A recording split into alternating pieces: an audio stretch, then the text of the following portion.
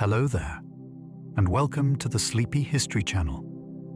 Tonight, we journey into the frozen edges of the world, where ambition met ice, and where entire expeditions vanished into silence. The Arctic was once one of the greatest mysteries on Earth, a shifting labyrinth of frozen seas, endless night, and horizons that refused to stay still. For centuries, explorers sailed north, believing they could master it, chart it, and pass cleanly through it. What they found instead was something far less forgiving. Ships were trapped for years in drifting ice. Crews marched across frozen oceans with no certainty of land ahead. Maps changed with every journey, and even the most confident plans could dissolve in a single season.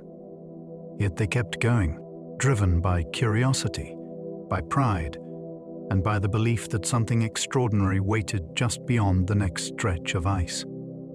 If you enjoy these gentle journeys, I invite you to like, subscribe, or share a thought below. It helps others find their way here too, one sleepy soul at a time. But for now, all you need to do is relax. Let your body soften. Allow your eyes to grow heavy. And let your mind unwind as we drift into this frozen world of discovery. Let's begin. For centuries, Arctic expeditions chased a sea route that did not exist. For generations, European powers believed there had to be a clean northern shortcut from the Atlantic to Asia. On paper, it sounded irresistible. Find that route, and a ship could avoid the long journey around Africa or South America, reach the wealth of the East faster, and hand its nation an enormous advantage. The problem was that the Arctic did not behave like a map. What looked like open water could become a wall of drifting ice. A promising channel could dead end in frozen shallows. A passage that opened one summer might close for years. Explorers kept sailing north because the idea was too valuable, too elegant, and too tempting to abandon. Again and again, men entered those waters thinking the answer lay just beyond the next headland. Instead, the Arctic offered a maze of false hopes, broken ships, and a lesson history had to learn the hard way. Franklin's lost expedition vanished so completely it haunted an empire. When Sir John Franklin sailed in the 1840s with 2 sturdy ships and 129 men, Britain believed it was sending experience, discipline, and technology into the last great blank on the map. Then the expedition simply disappeared. No letters arrived. No survivors returned. No ship limped home with a story. For years, the silence grew heavier. Families waited. Newspapers speculated. Admiralty officials worried. What made the mystery so powerful was not only that the men were lost, but that they seemed swallowed whole by the Arctic itself. Search expeditions found scraps, graves, and scattered traces, though never enough to end the uncertainty at once. That absence transformed Franklin from a naval commander into a legend. The empire that ruled oceans around the world found itself obsessed by one frozen question. How could such a grand expedition leave so little behind and vanish into white emptiness, almost without a sound? In the high Arctic, even wooden ships could be crushed like eggshells. To a sailor raised on tales of storms, a well-built ship felt like security. In the Arctic, that faith could vanish in a single pressure event. Sea ice was not a flat, frozen surface resting harmlessly in place. It drifted, piled up, and pressed with astonishing force when wind and current drove whole fields of ice together. A vessel caught between them could groan for hours, then splinter in moments. Thick timbers bent, decks buckled, hulls opened. Men who'd survived Atlantic weather could do almost nothing against that slow mechanical violence. The danger was especially cruel because it often came without drama in the usual sense. No towering wave announced it. No cannon of thunder warned the crew. The ship simply entered a trap made of moving ice, and the trap kept tightening. In that world, the Arctic did not need to sink a vessel with water. It could break it apart while everything remained frozen solid. Some explorers survived only by learning what indigenous Arctic people already knew. Again and again, the difference between survival and catastrophe came down to whether outsiders were willing to learn from the people who already understood the Arctic. Indigenous communities did not treat the region as a puzzle to be solved. They knew it as a homeland with rules, seasons, and practical realities. They knew which furs kept warmth even when damp, how to build shelter from snow, how to travel over sea ice, and how to hunt when imported provisions ran low. Many European expeditions arrived with heavy uniforms, rigid naval habits, and the quiet assumption that their own methods were superior. The Arctic punished that arrogance quickly. Those who adapted stood a far better chance. Those who ignored local knowledge often suffered terribly. It is one of the most revealing patterns in polar history. The farther explorers pushed into extreme conditions, the more obvious it became that expertise had been there all along, waiting for them to respect it. Men once dragged lifeboats over sea ice for hundreds of hopeless miles. One of the bleakest images in Arctic history is not a ship in a storm, but men hauling boats across ice. When vessels became trapped or abandoned, crews sometimes loaded lifeboats with supplies and dragged them over frozen ground in the desperate hope of reaching open water farther south. It was punishing work beyond almost any ordinary scale of effort. The boats were heavy. The ice was uneven, broken by ridges, slush, and hidden pools. Every yard demanded labor. Every mile drained strength that starvation and cold had already stolen. Worse still, the landscape could mock the effort. Ice drifted, roots twisted. Progress measured with exhaustion might barely count on a map. Yet they kept pulling because the boats represented possibility. Without them, there might be no escape at all once the thaw came. That image captures the strange cruelty of the Arctic perfectly. Even hope had weight there, and sometimes men had to drag it themselves. One expedition found corpses, canned food, and clues to a frozen catastrophe. When later search parties reached traces of vanished crews, they did not find one dramatic scene that explained everything. They found fragments. A grave here. Human remains there. Abandoned tins. Scattered equipment. A camp that seemed temporary, then permanent, in the worst possible sense. These discoveries were powerful precisely because they were incomplete.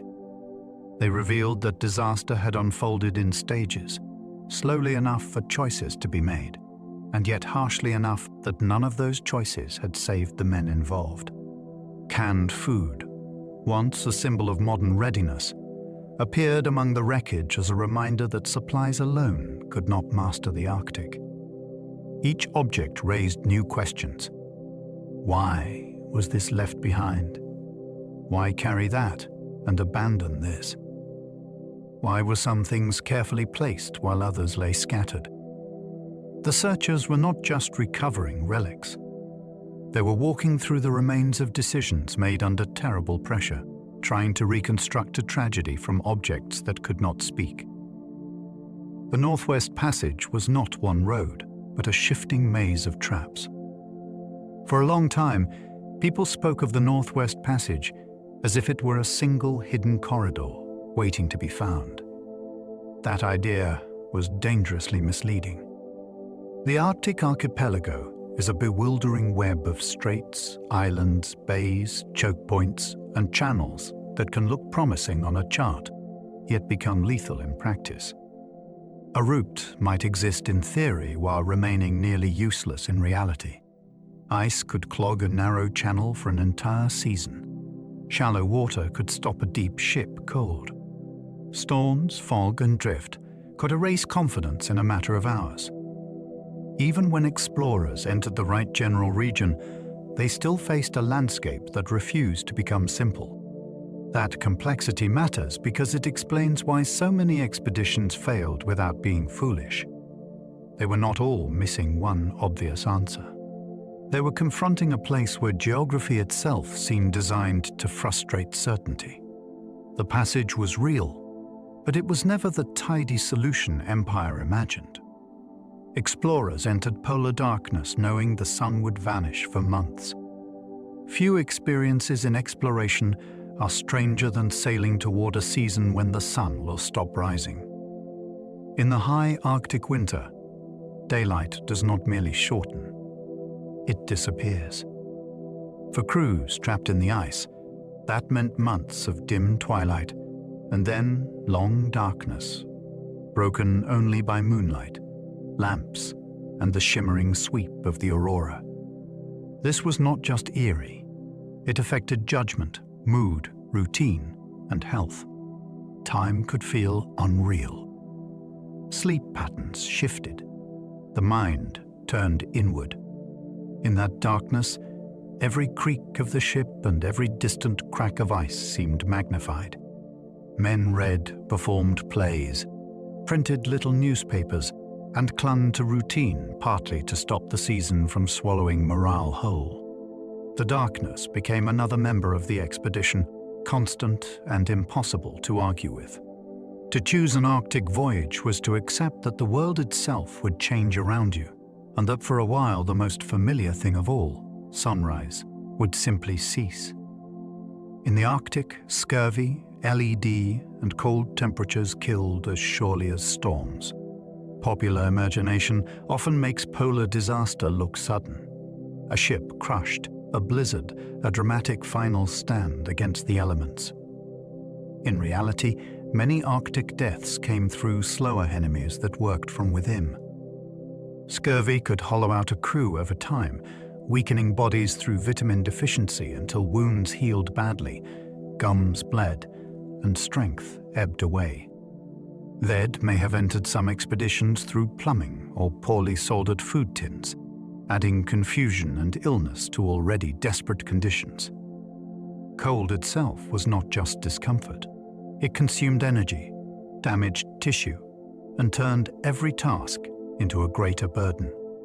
Together, these forces made survival a grinding contest of endurance. A man did not need to fall through ice to be doomed. He could be fed, clothed, and still decline day by day, inside a trapped ship or on a marching retreat. That is part of what makes Arctic history so unsettling. The deadliest dangers were often the ones that arrived gradually. The map of the far north was written through obsession, error, and endurance. The Arctic map was not drawn in one triumphant burst of discovery. It emerged piece by piece through ambition, wrong turns, repeated failures, and extraordinary persistence. One expedition would chart a coastline but misunderstand a channel. Another would correct that mistake while introducing a new one farther west. Some captains named places they barely understood. Others turned back from mirages, false leads, or heavy ice, leaving behind guesses that later travelers had to test. Search missions for missing ships ended up filling blank spaces, almost by accident. The result was a map built not only from success, but from accumulated struggle. Men froze, starved, argued, guessed, measured, and kept going. Behind every line on that northern chart lies uncertainty that had to be crossed in person. That is what gives Arctic exploration its lasting force. It is not merely a story of finding places. It is a story of how hard human beings pushed themselves to replace mystery with knowledge. Martin Frobisher thought he had found gold but carried home worthless rock.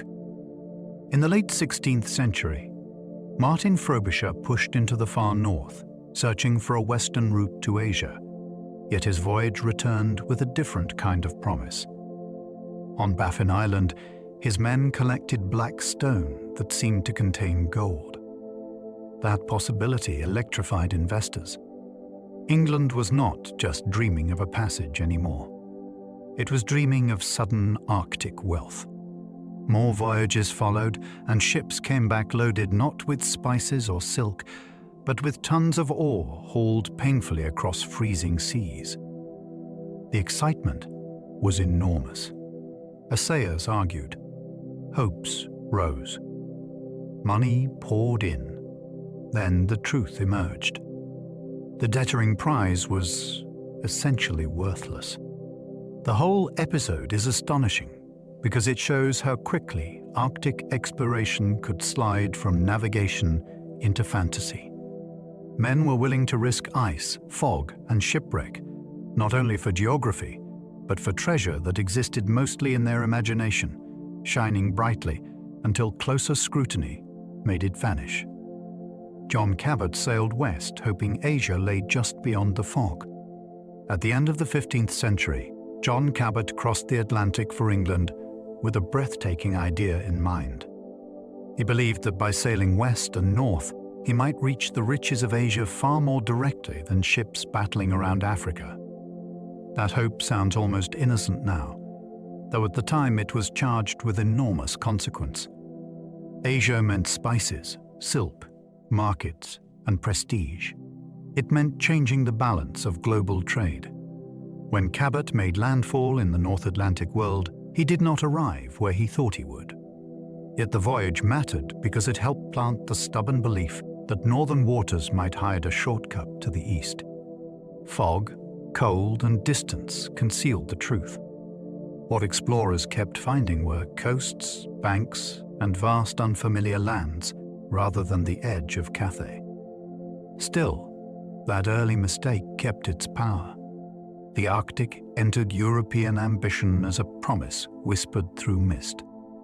Henry Hudson's final voyage ended with mutiny in an icy wilderness.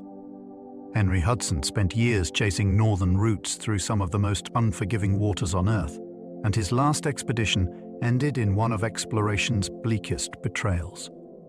In 1610, he entered the huge inland sea that now bears his name, believing he might finally be closing in on the long-sought passage.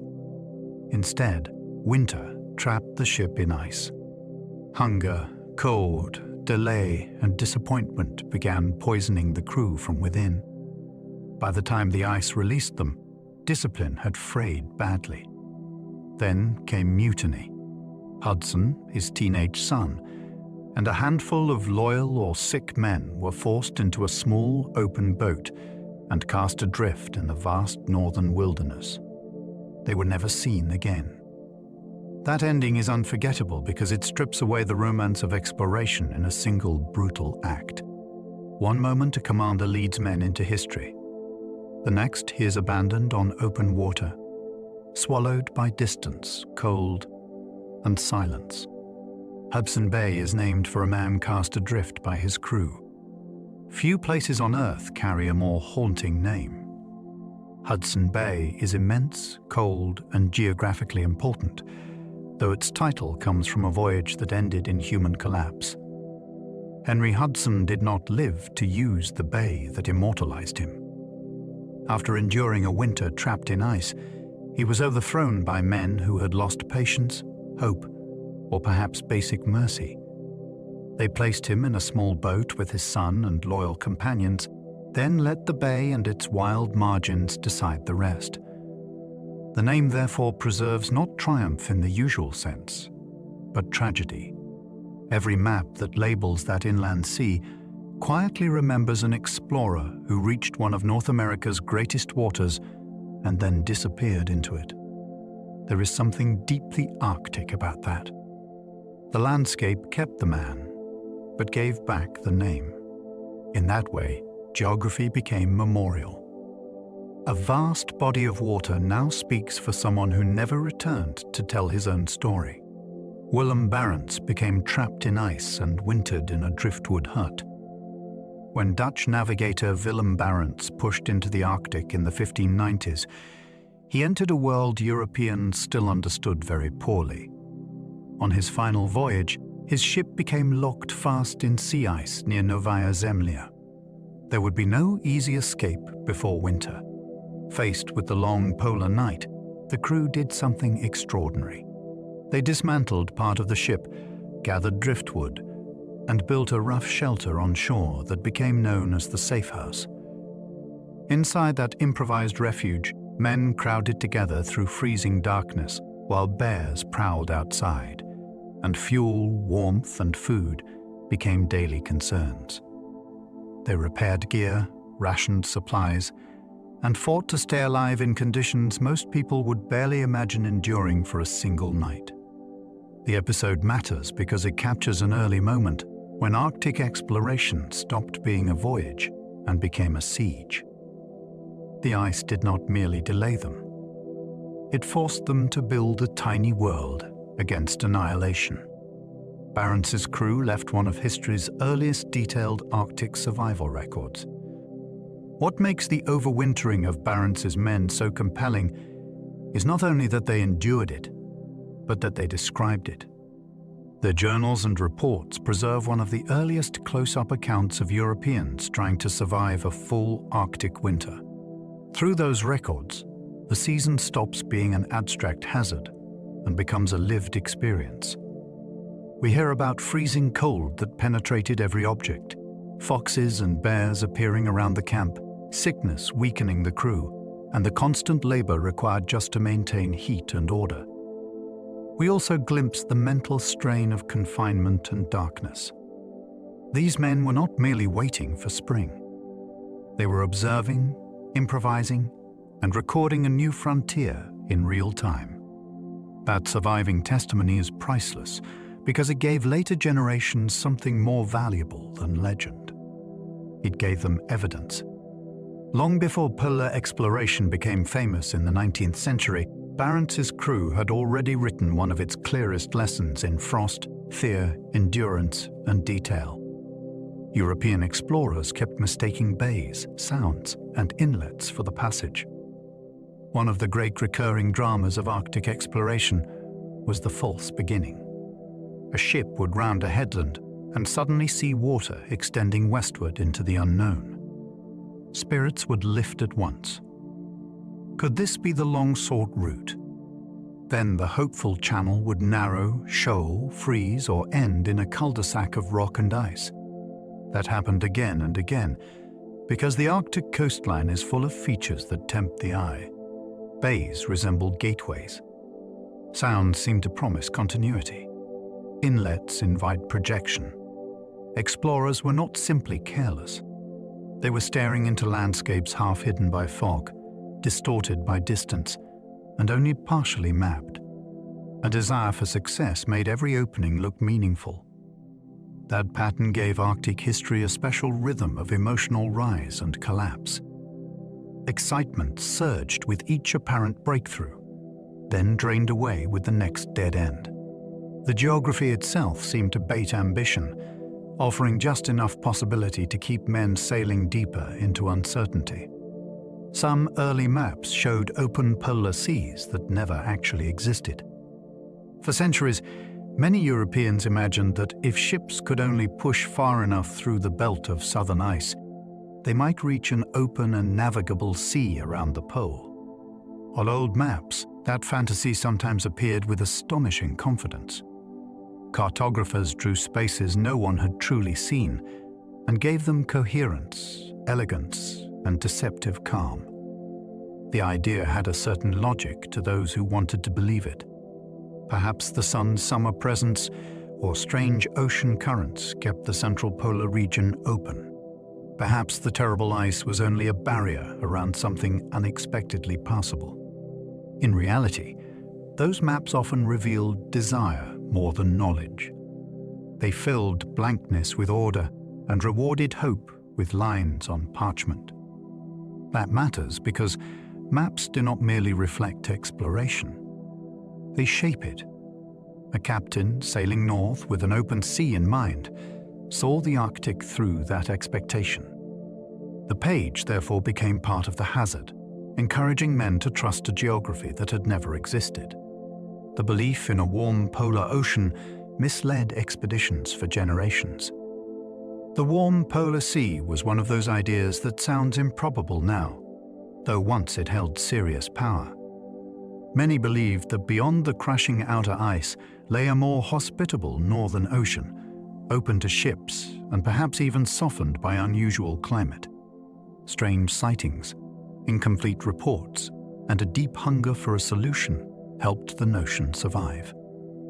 It was attractive because it turned the Arctic from an impossible barrier into a puzzle with a hidden reward. Endure the worst part, and the center might welcome you. That belief influenced real decisions. It encouraged expeditions to push onward, justified optimism in the face of evidence, and made disappointment harder to accept. What is so fascinating is how long a graceful theory can outlast harsh experience.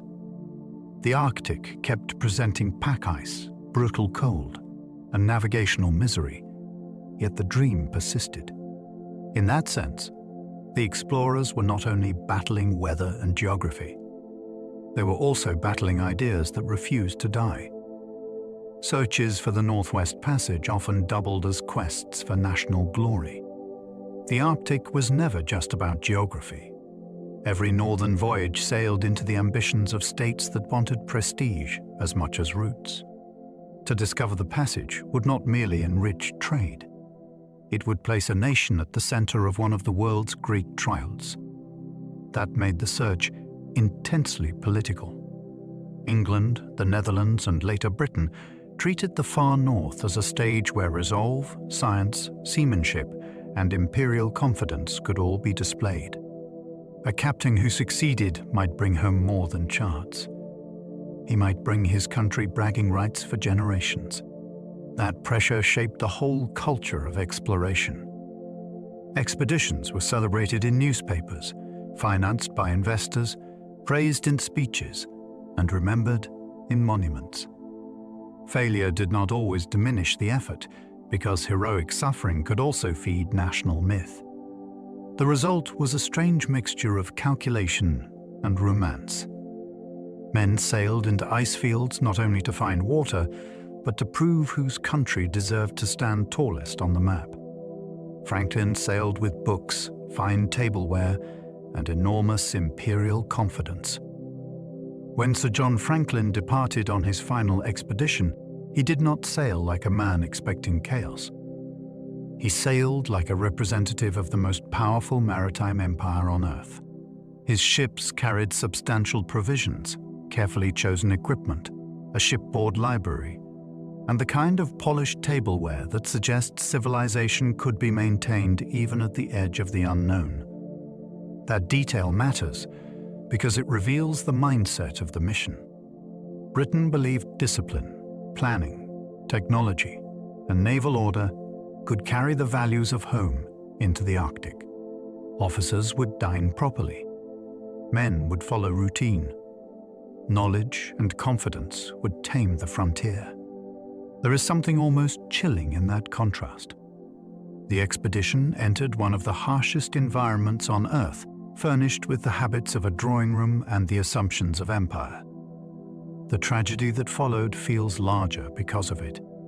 The more complete the confidence appears at departure, the more devastating the silence that came after. Erebus and Terror carried advanced engines into one of history's worst disasters. Franklin's ships were not relics blundering north without dated gear. Erebus and Terror represented serious technological effort. Both vessels had been strengthened for polar service and fitted with steam engines adapted from railway locomotives, giving them auxiliary power that seemed impressively modern for the time. In theory, that combination of reinforced hulls and mechanical assistance should have improved their chances in difficult ice. Instead, the expedition became a stark reminder that innovation is not the same as control. The engines were useful in limited ways, though they could not free trapped ships from the larger logic of the Arctic. Ice still dictated movement. Distance still stretched supply lines beyond rescue. The ships that embodied progress ended up deep inside one of exploration's darkest mysteries. That tension is unforgettable. These were not frail craft drifting blindly toward doom. They were advanced tools of empire, and even so the North reduced them to wrecks, relics, and unanswered questions preserved in freezing water. Franklin's expedition took enough canned food for years, yet still perished. One of the most haunting details about Franklin's voyage is how thoroughly provisioned it seemed. The ships carried vast stores of canned food, enough to support the expedition for years. On paper, that looked like security. Preserved food was one of the great logistical promises of the age. It meant distance no longer ruled as harshly as before. Men could carry months or years of nourishment into regions where hunting might fail and no help would come. Yet the Franklin disaster reveals how fragile that promise could be. Food in storage is not the same as survival in practice. Taste, quality, spoilage, nutrition, and trust all matter once a crew is trapped through long winters. Supplies can become suspect. Rations can become monotonous. Bodies can weaken despite full shelves. That contradiction is part of what keeps the story so gripping. An expedition may seem prepared beyond reason, yet once conditions turn against it, abundance itself can become strangely powerless. Sailors from the Franklin expedition may have suffered from badly sealed tins. Later investigations into Franklin's fate uncovered a disturbing possibility hidden inside the expedition's provisions. The canned food, which had been intended as a triumph of modern supply, may have been produced too hastily and sealed too poorly. Some tins appear to have been sloppily soldered, raising the possibility of contamination and spoilage. That detail transforms an everyday object into something sinister. Imagine trusting your stores through a polar winter, only for the very food meant to sustain you to undermine health instead. In a place where everything depends on preserving strength, any flaw in provisions could echo through the whole expedition.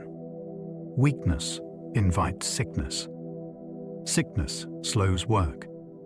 Delay increases exposure.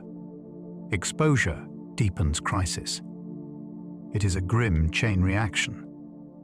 What makes the idea so unsettling is its banality.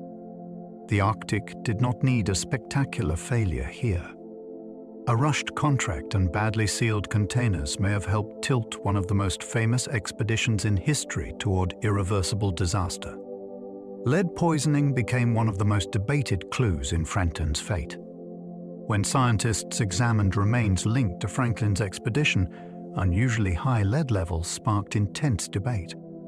Suddenly, historians, doctors, and forensic researchers were all drawn into the same question. Had lead quietly damaged the crew's judgment and health before the final collapse? The theory had dramatic appeal. It suggested that beneath the visible struggle with cold and hunger, another enemy was working invisibly through the body. Lead exposure might have come from tinned food, water systems, or earlier naval life, and each possibility changed the story in a different way.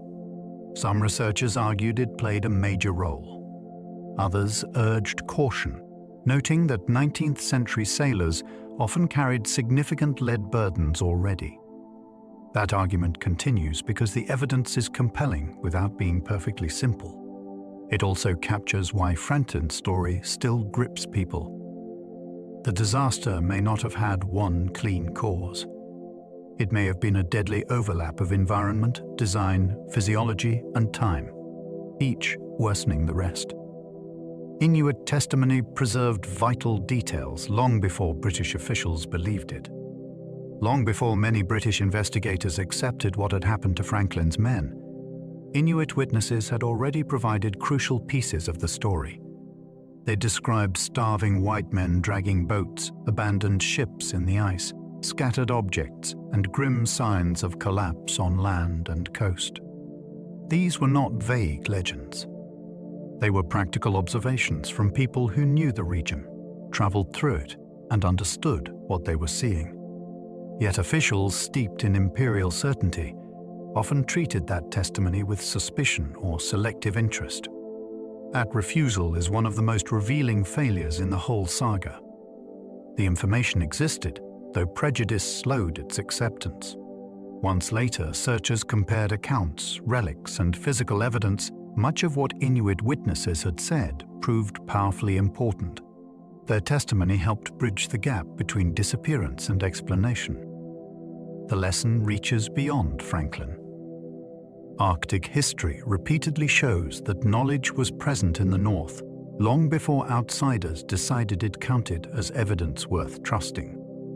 Search parties for Franklin transformed Arctic exploration almost by accident.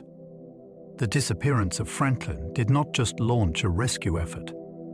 It unintentionally triggered one of the great bursts of Arctic exploration. Ship after ship pushed north to search for traces of the missing expedition, and in doing so, those crews charted coastlines, islands, channels, and wintering grounds that might otherwise have remained unknown to Ballet. Europeans for much longer. Men set out looking for survivors or clues, yet often returned having expanded the map itself. That accidental transformation is remarkable. A mystery became a mechanism for discovery. Families, government officials, and private backers wanted answers about one vanished expedition, though the search multiplied into something much larger than its original purpose. Over time, the far north was probed from many directions because Franklin was missing. The geography of grief became the geography of knowledge. In one sense, the Arctic took an expedition and gave back a search empire. The result was a huge and unintended remapping of the northern world. The hunt for Franklin filled blank spaces on the northern map. Before Franklin vanished, large portions of the Canadian Arctic still appeared on European maps as uncertain shapes, unfinished coastlines, and unanswered possibilities. The prolonged effort to locate his expedition changed that. Search vessels came from east and west, moved through different straits, overwintered in remote places, and sent sledging parties into regions never previously surveyed by them. Every season produced more information, even when it failed to produce Franklin. Islands were outlined. Channels were measured. Coastlines were linked together. In some cases, the only reason a place was charted at all was that someone believed Franklin might have passed nearby. That gives the whole episode a strange historical irony. One missing expedition created a vast cartographic response. Men who set out to solve a mystery ended up writing geography. The blank spaces did not disappear because a single hero reached a final answer. They disappeared because uncertainty forced repeated journeys, and repeated journeys gradually turned absence into mapped reality. Dozens of ships searched the Arctic because one expedition vanished. It is hard to overstate the scale of the response to Franklin's disappearance. This was not a brief check on a delayed voyage. Over the years, dozens of ships went north in government expeditions, private missions, and auxiliary efforts driven by public fascination, political pressure, and personal loyalty. Some crews searched coastlines. Others examined likely routes. Some wintered in the pack. Others pushed sledges over land and ice, looking for traces no one else had found. The Arctic became crowded with absence. Everywhere, people were searching for men who had already slipped beyond recovery. That is part of what makes the story so extraordinary. A single missing expedition generated a feat-scale obsession. It turned the search itself into one of the defining enterprises of the age. And because each voyage faced the same brutal environment, the effort kept generating fresh hardship, near disasters, and new legends. The North did not simply consume Franklin. It drew in wave after wave of ships after him. Franklin relics were found piece by piece across years of grim discovery. the story of Franklin did not resolve with one dramatic revelation. Instead, it emerged slowly through objects found across time and distance. A spoon here, a button there. Human remains, boots, books, scraps of wood, silver marked with officers' names, abandoned boats, and bits of equipment turned up in fragments of context. Each item seemed small on its own, though together they built something larger and more unsettling than a single report ever could. These relics showed movement, retreat, hardship, and the gradual unraveling of order. They also changed the emotional force of the mystery. Franklin's expedition stopped being an abstract disappearance and became tangible. People could imagine hands that held those tools, mouths that used that cutlery, bodies that marched with those burdens. That slow accumulation of evidence is one reason the story stayed alive for so long. The Arctic did not return a neat explanation. It returned pieces, and each piece widened the shadow. A written note on King William Island became Franklin's most famous message. Among all the fragments recovered from Franklin's disaster, one scrap of paper became the single most important written voice from the expedition itself. It was found in a cairn on King William Island, tucked inside a pre-printed Admiralty form that had first been left with optimistic brevity, then later covered with grim updates in the margins. That small note carried an astonishing weight. In a landscape of rumor, relics, and silence, it offered something direct from the lost crews. It named ships. It named officers. It gave dates. Most importantly, it showed that the expedition's story had changed from routine progress to emergency. The image is unforgettable. Somewhere in that frozen emptiness, exhausted officers paused long enough to write a summary of catastrophe and leave it for whoever might come after. They could not know that this battered document would become the most famous Arctic message in British history, and one of the coldest pieces of paper ever read. That note revealed the ships were abandoned after years trapped in ice. What made the King William Island record so devastating was not simply that it existed, but what it confirmed. Erebus and terror had not vanished in a single dramatic moment. They had endured years held fast in ice before the surviving men finally left them behind. That revelation changed the entire shape of the disaster. It meant the expedition had not been overwhelmed at once. It had lingered, waited, rationed, hoped, and then crossed some final threshold where the ships were no longer refuge but prison. Imagine what that decision must have felt like. For naval men, the ship was order, shelter, identity, and home. To abandon it in the Arctic was to step out of the last recognizable structure into open uncertainty. The note captures the instant when organized exploration turned into survival retreat. It tells us that the end began not with a wreck beneath the sea, but with a choice made after patience, confinement, and time itself had failed. Crozier and Fitzjames, not Franklin, led the final desperate retreat south. By the time the surviving crews made their last attempt to escape, Sir John Franklin was already dead. The burden of command had passed to Francis Crozier and James Fitzjames, two officers who now had to lead starving and weakened men away from the ships and into one of the bleakest overland retreats in exploration. History. That detail matters because it shifts the final chapter away from the famous name and toward the men who had to act when imperial confidence was already broken. Crozier was experienced, intelligent, and hardened by polar service. Fitzjames was capable and ambitious. Together, they faced a situation that offered almost no good options. South lay distance, exhaustion, uncertainty, and the fragile hope of reaching help or resources. Behind them sat the trapped ships, no longer salvation. Their leadership was not exercised in triumph, but in collapse. It was command stripped to its essence, forcing decisions under conditions so extreme that history can still only trace their path through silence and bones. The Franklin men marched into terrain where rescue was nearly impossible. Once the crews left their ships, they entered a landscape that gave them almost nothing.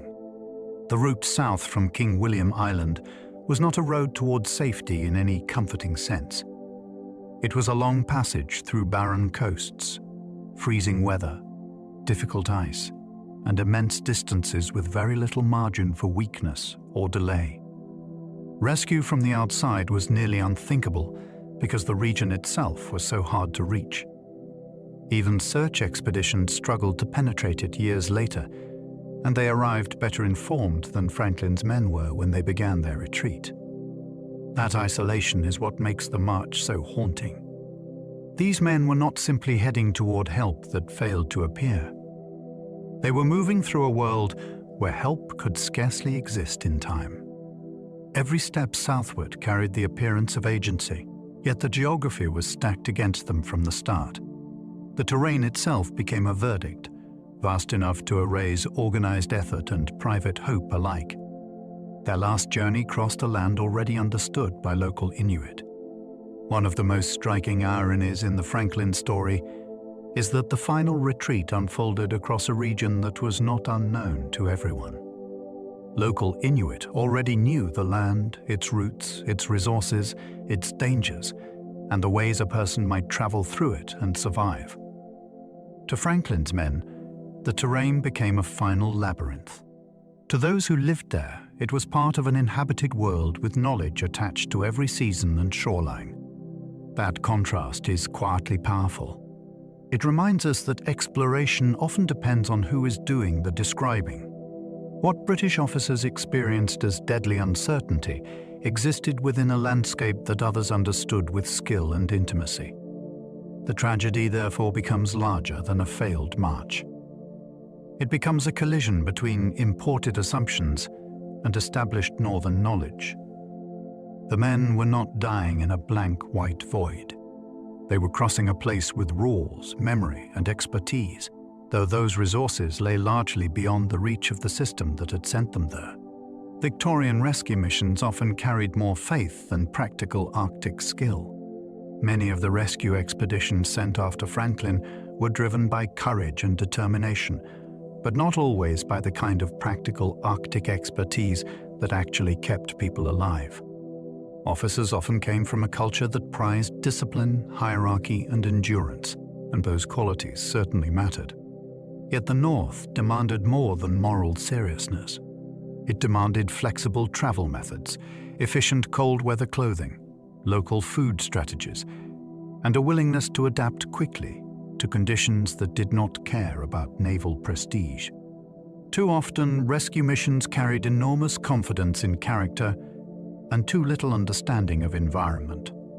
They hauled burdensome supplies, relied on laborious routines, and framed suffering itself as proof of worth. That made for heroic narratives, though not always for sound polar practice. The result is one of the great paradoxes of Victorian exploration. Some expeditions were emotionally magnificent and logistically clumsy at the same time.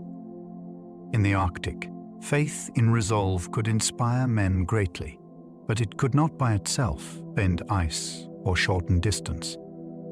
Lady Jane Franklin relentlessly turned private grief into public exploration. After Franklin disappeared, no one worked harder to keep his fate before the public than his wife, Lady Jane Franklin. Her role was extraordinary. She was not commanding ships or hauling sledges, yet she became one of the central forces behind Arctic exploration through persistence, influence, and sheer refusal to let the matter fade. She wrote letters, lobbied officials, shaped public sentiment, encouraged private search efforts, and helped transform concern for her husband into a broad campaign that lasted for years. What could have remained a family tragedy became a national obsession, partly because she would not allow silence to close over it. That tenacity matters because it shows how exploration history is not made only by those in the field. It is also made by people who marshal money, emotion, pressure, and attention from far away. Lady Jane Franklin turned absence into momentum. In doing so, she helped send ship after ship north, extending the search far beyond what governments alone might have sustained. One missing expedition inspired one of history's largest search campaigns. Franklin's disappearance triggered something far bigger than a rescue attempt.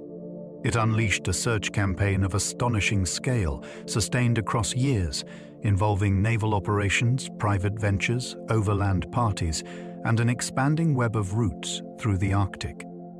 Few lost expeditions have ever generated such a response. The reason lies partly in timing.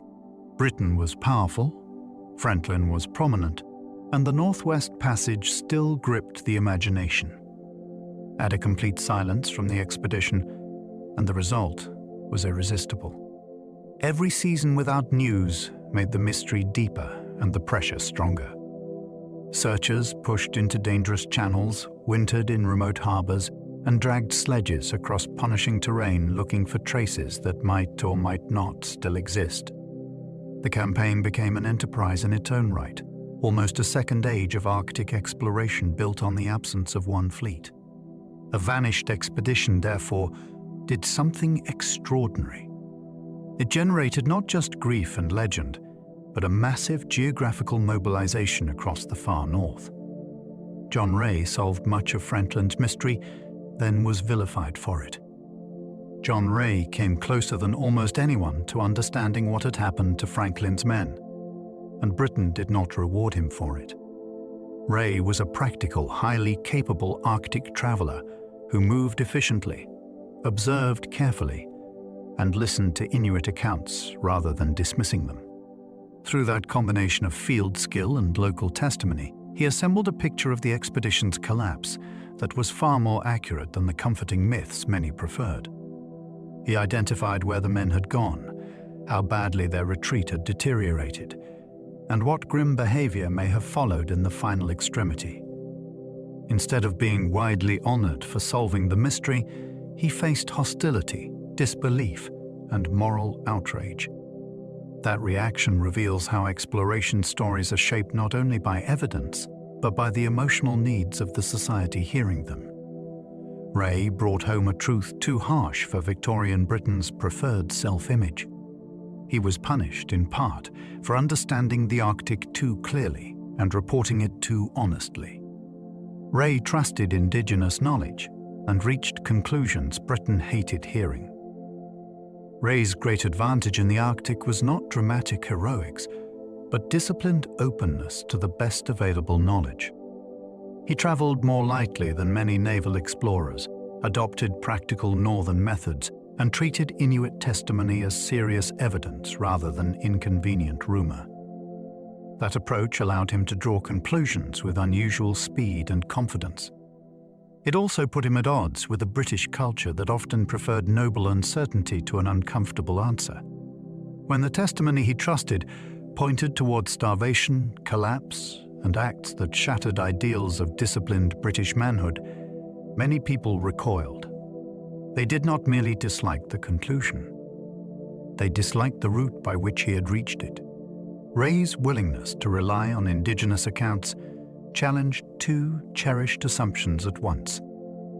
It suggested that local knowledge could outperform imperial systems, and that the lost heroes had not died in pristine dignity. That double offense made his findings explosive. He had listened well, reasoned well, and returned with news Britain did not want to believe. He reported cannibalism among Franklin's men, shocking the Victorian imagination. Nothing in Ray's account struck Victorian Britain more violently than the suggestion that some of Franklin's men had resorted to cannibalism. It was a revelation that shattered the moral frame through which many people preferred to view the expedition. Starvation in the abstract was tragic. Cannibalism was intolerable because it implied that the orderly hierarchy, discipline, and self-control associated with British naval honor had dissolved under pressure. Ray was not inventing the claim for sensation. He was reporting what Inuit witnesses had described and what the physical evidence seemed to support. But once the idea entered public debate, it became morally radioactive. Writers, officials, and admirers of Franklin pushed back fiercely. Charles Dickens even attacked the reliability of the Inuit testimony. The controversy shows how deeply exploration stories were tied to national identity. The horror was not only that men may have done this. The horror was that British heroes might have been reduced to the same desperate limits as any other human beings. For years, British pride rejected evidence that later proved disturbingly credible. The Franklin story reveals how stubborn national pride can be when evidence threatens a cherished image. For years, many in Britain resisted accounts that suggested starvation, disintegration, and cannibalism among the lost crews. It was easier to imagine heroic death in noble silence than collapse under extreme necessity. Yet the Arctic does not preserve sentiment.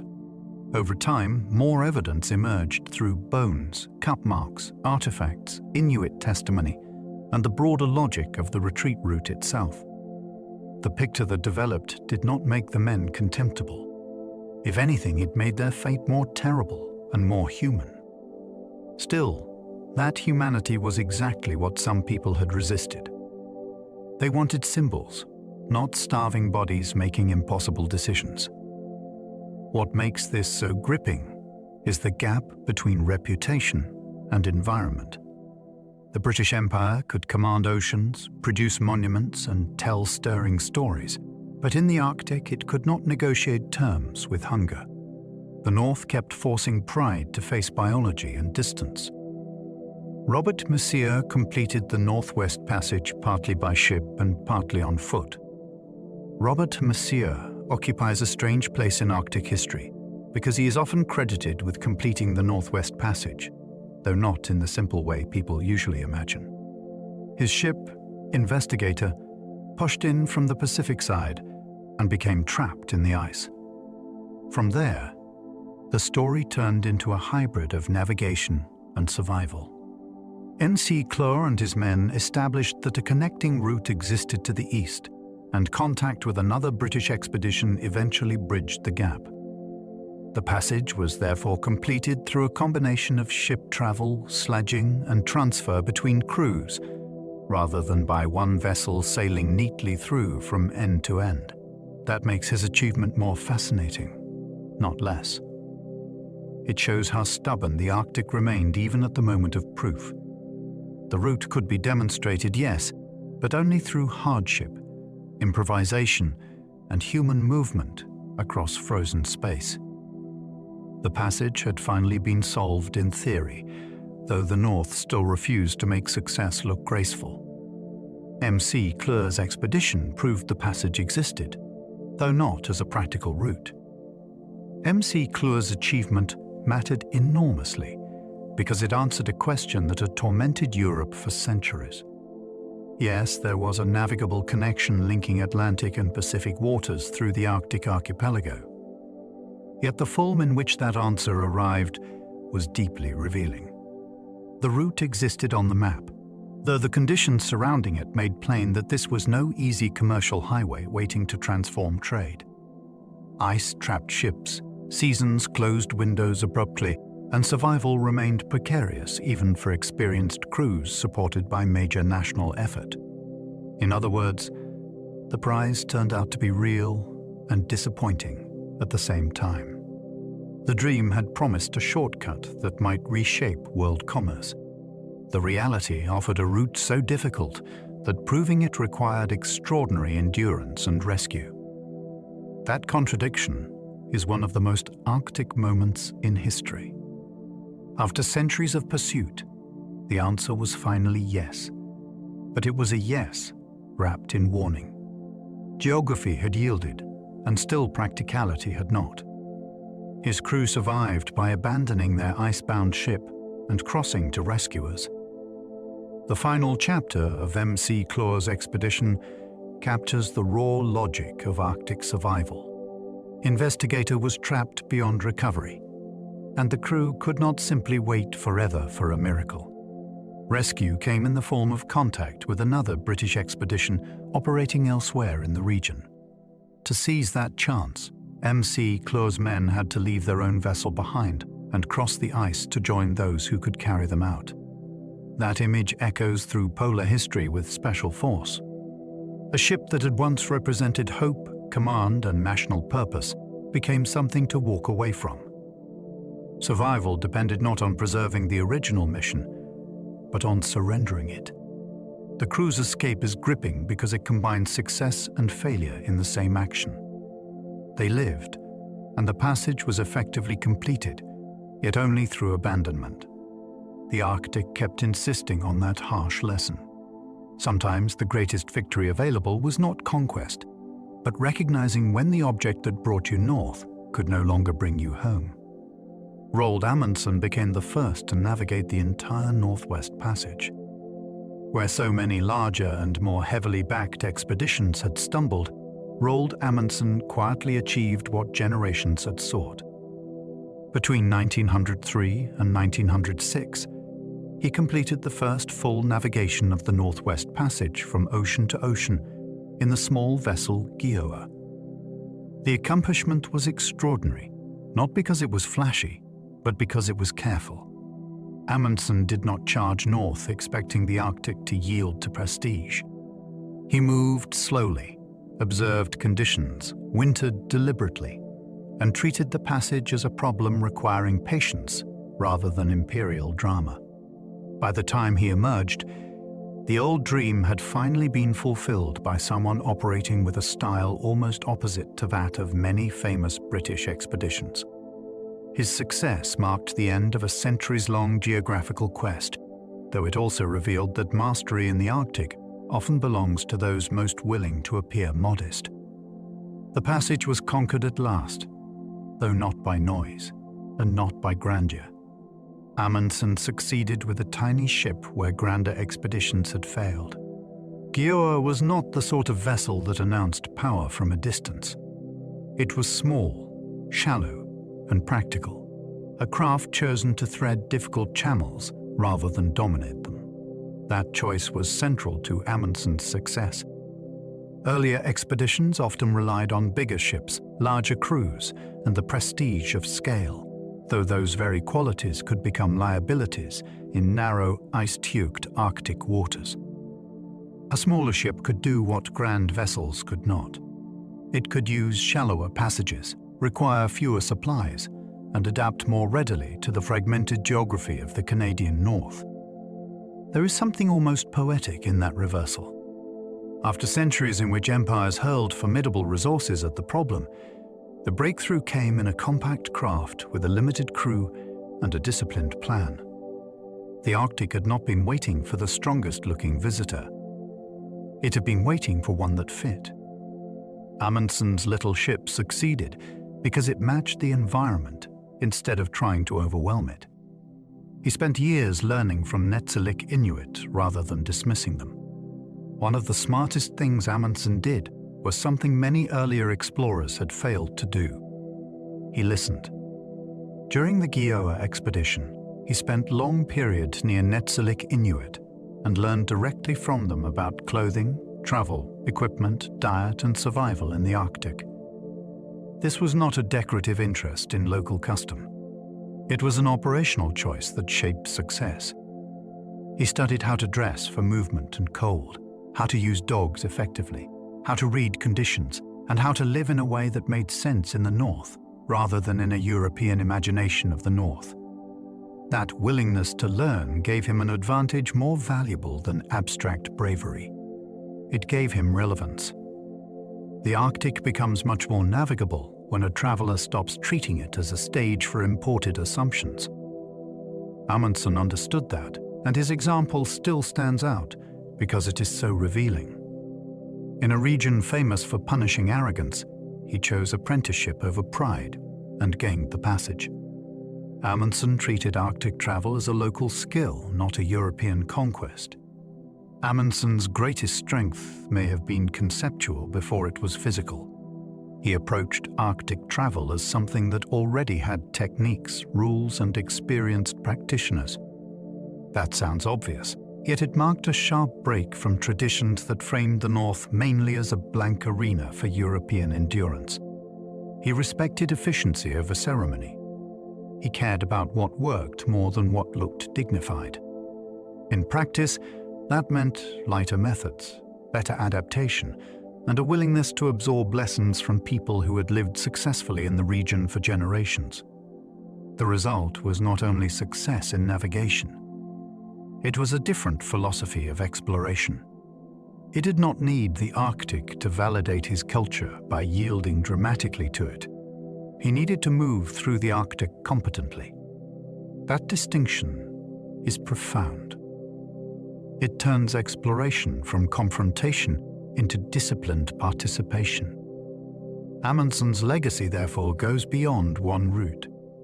He demonstrated that polar achievement often depends less on dominating a place than on learning how the place expects to be crossed. The Gioa expedition showed patience could matter more than brute force. If one lesson shines through the Gioa expedition, it is that speed, spectacle, and stubborn effort were not always the winning traits in the Arctic. Amundsen advanced carefully, wintered when needed, gathered information, and accepted delay as part of the work rather than as failure. That patience was not passive. It was strategic. By waiting, learning, and adapting, he avoided many of the crises that had swallowed more aggressive ventures. Brute force has a dramatic appeal in exploration stories. Men strain, ships ram ice, and determination appears to triumph through sheer will. The Arctic often punishes that style. It rewards timing, fit, restraint, and the humility to stop when stopping is wiser than pressing on. Gioa's success, therefore, feels almost like a quiet rebuttal to centuries of northern bravado. The route did not yield because someone shouted louder at it. It yielded because a patient expedition moved with the grain of the place and not stubbornly against it.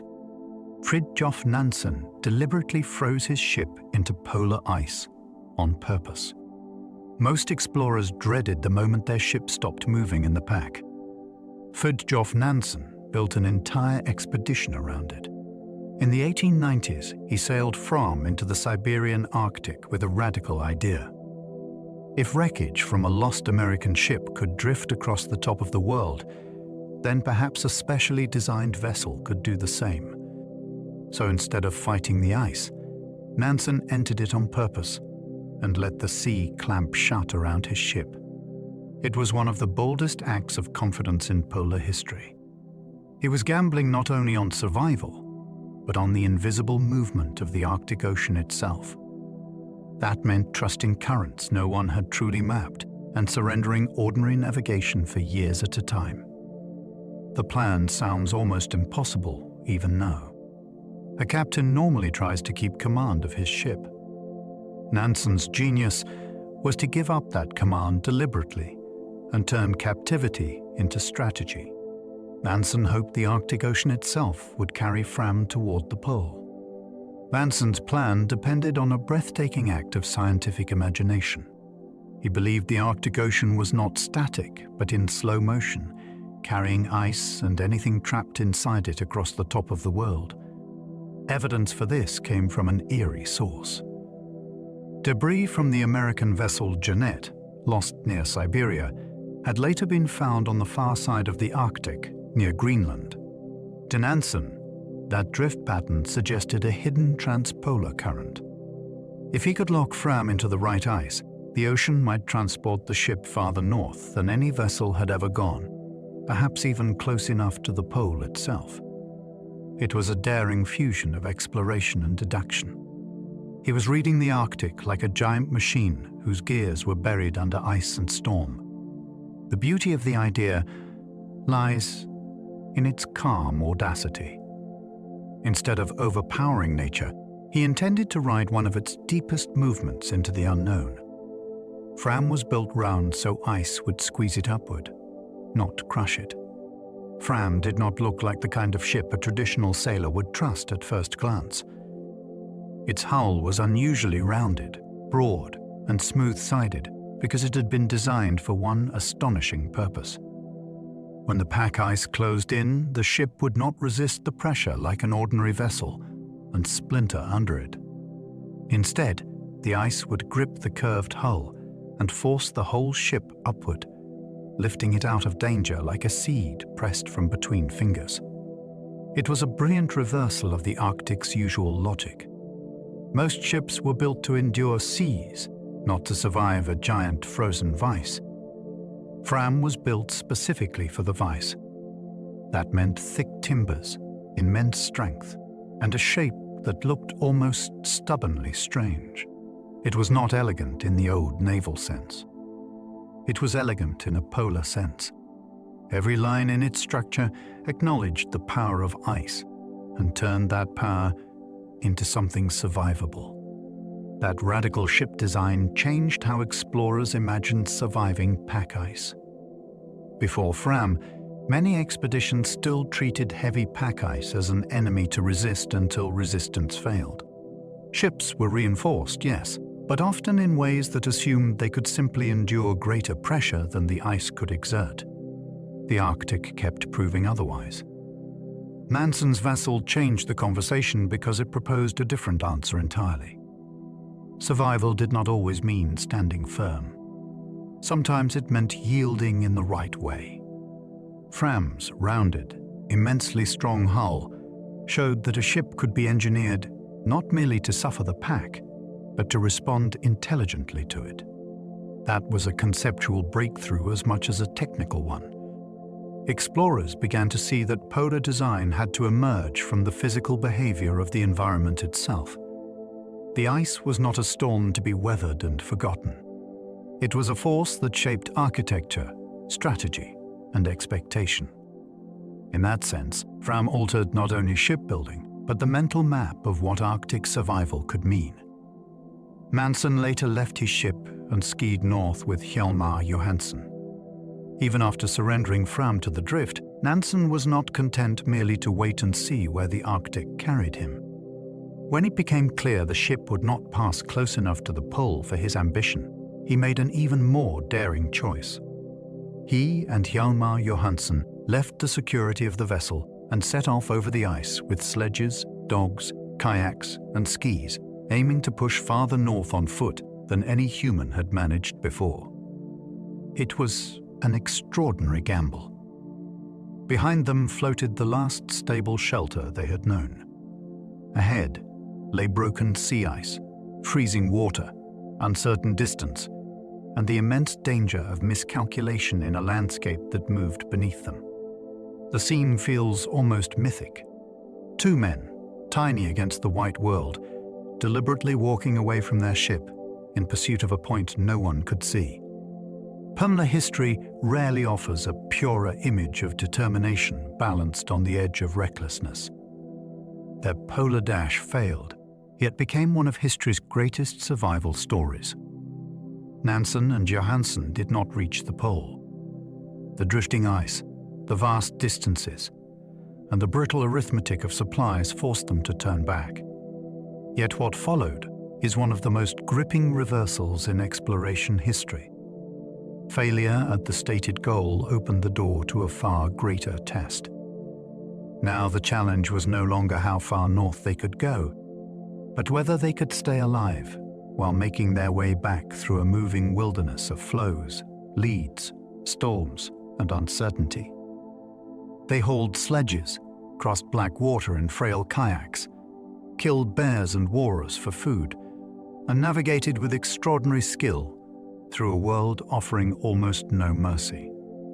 Their retreat became legendary because it showed the difference between bold planning and raw endurance. The pole remained out of reach, but the human drama only intensified. By the time they emerged from the Arctic alive, the failed dash had been transformed into something more compelling than victory, a near-impossible survival epic. Nansen and Johansen wintered in a stone and walrus hide shelter. When the season made further travel impossible, Nansen and Johansen had to do what countless Arctic travelers feared most. They had to stop and survive where they were. On Franz Josef Land, they built a rough hut from stones and covered it with walrus hides, creating a shelter that was little more than a hard-won compromise between the men and the cold. It was low, smoky, dark, greasy, and absolutely essential. Inside, they endured months of Arctic winter with very little space and almost no comfort. That image is stunning precisely because of who they were. These were not castaways by accident, but elite explorers reduced to a primitive refuge at the edge of the map. The grand dream of the pole narrowed to a chamber of stone, hide, and stubborn patience. Yet the hut was also a triumph of adaptation. It proved that survival in the north sometimes depends less on splendid equipment than on the ability to create a livable world from whatever the land provides. For months, they lived in darkness among grease, smoke, and bare meat. Arctic winter stripped Nansen and Johansen's existence down to elemental things. Heat, food, light, and patience became the entire world. Inside their shelter, everything was marked by animal life turned into survival material. Bear meat and walrus fed them. Blubber gave fuel. Grease coated surfaces and clothing.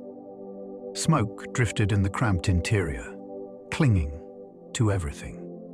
Outside lay darkness and stillness. Inside lay a life that was monotonous, dirty, and absolutely dependent on keeping body and shelter functioning day after day. There is something unforgettable about that contrast.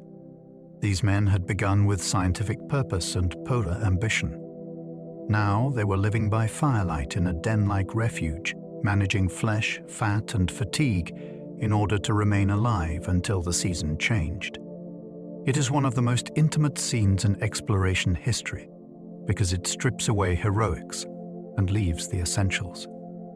Survival is not always dramatic.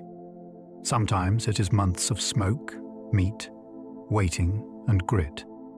Arctic expeditions often depended on dogs, though many commanders used them badly.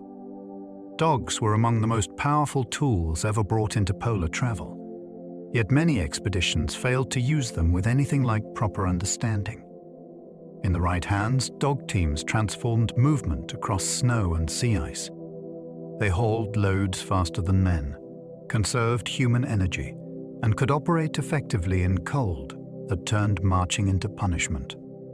But dogs are not magical equipment. They require skill, feeding strategy, pacing, discipline, and respect for the animals themselves. Too many commanders treated them as useful additions rather than as central transport systems with their own demands. Some overworked them. Some underfed them. Some brought too few.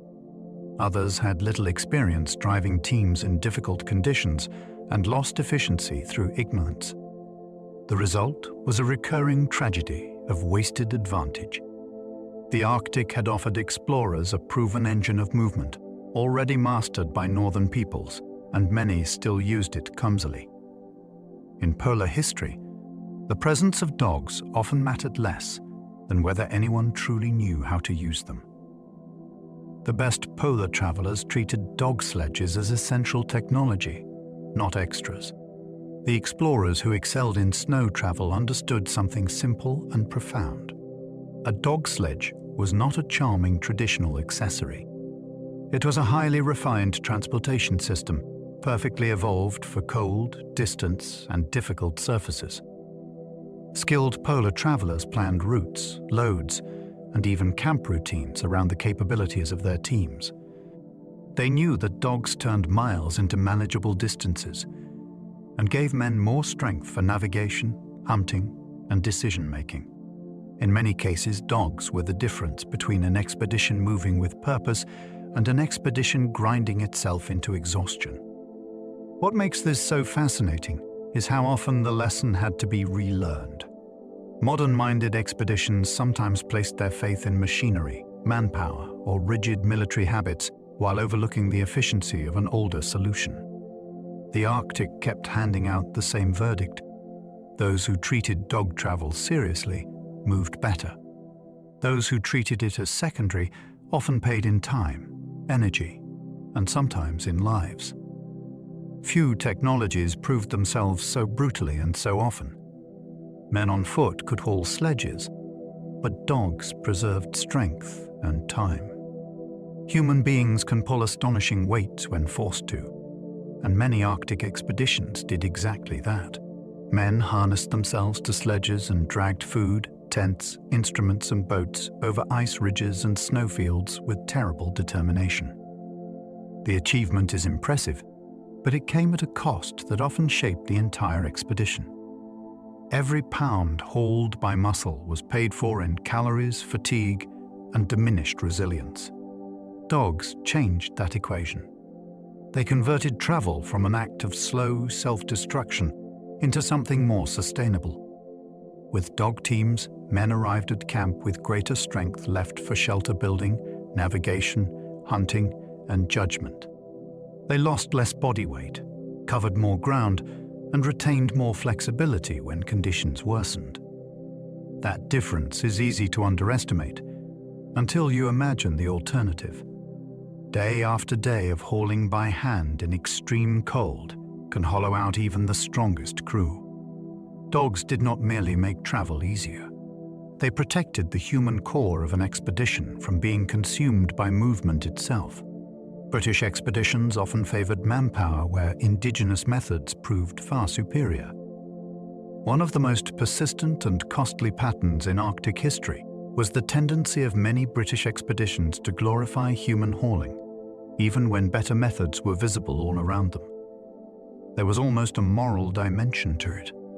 Men dragging sledges by hand could be framed as disciplined, noble, and heroic, which fit Victorian ideals of endurance. The problem was that the Arctic did not reward symbolism. Indigenous methods, refined through generations of actual northern travel, used dogs, lighter loads, better clothing, and more practical assumptions about movement and energy. Those methods were often simply superior. They were less romantic in imperial storytelling, perhaps, but far more effective in preserving life and efficiency. This is what makes the pattern so striking. The British did not always fail because the North was unknowable. They often failed because they chose labor that matched their values more than it matched the environment. In the Arctic, admiration for suffering could become a very dangerous substitute for practical intelligence. Clothing could decide survival long before the cold itself became unbearable. In the Arctic, clothing was not a secondary matter of comfort or appearance. It was a survival system. Long before a person felt dramatic cold injury, bad clothing could begin undermining the body in quieter ways. It could trap sweat, lose insulation when damp, stiffen with frost, limit movement, and steadily drain heat from muscles already working hard. A traveler might still be walking, still functioning, and already moving toward collapse because the outfit itself was wrong for the task. Good clothing did the opposite. It managed moisture, preserved warmth, and allowed a person to work without turning effort into a source of dangerous chill. That is why so many stories of Arctic success and failure begin not with the weather, but with what someone was wearing inside it. The environment was always severe, yes, but proper clothing altered the meaning of that severity. In polar history, survival often hinged not on resisting the cold abstractly, but on wearing the right answer to it from the beginning. Wool and naval uniforms failed where fur and layered skins excelled. European explorers often entered the Arctic wearing garments shaped by naval tradition, respectable taste, and familiar ideas about warmth. Wool was valued, uniforms were trusted, and heavy cloth looked reassuringly substantial. Yet the North exposed the limits of those assumptions. Wool could absorb moisture from sweat and snow, then stiffen and chill the body during rest. Naval clothing also tended to reflect the needs of ships and discipline, rather than extended travel over snow and ice. Fur and layered skins, by contrast, had been proven over generations in the very conditions explorers were trying to survive. They trapped warm air more effectively, handled cold better, and often shed environmental stress in ways tailored to actual movement. That contrast is deeply revealing. The problem was not that Europeans lacked warm clothing in general. It was that they brought clothing optimized for their own traditions instead of the Arctic's realities.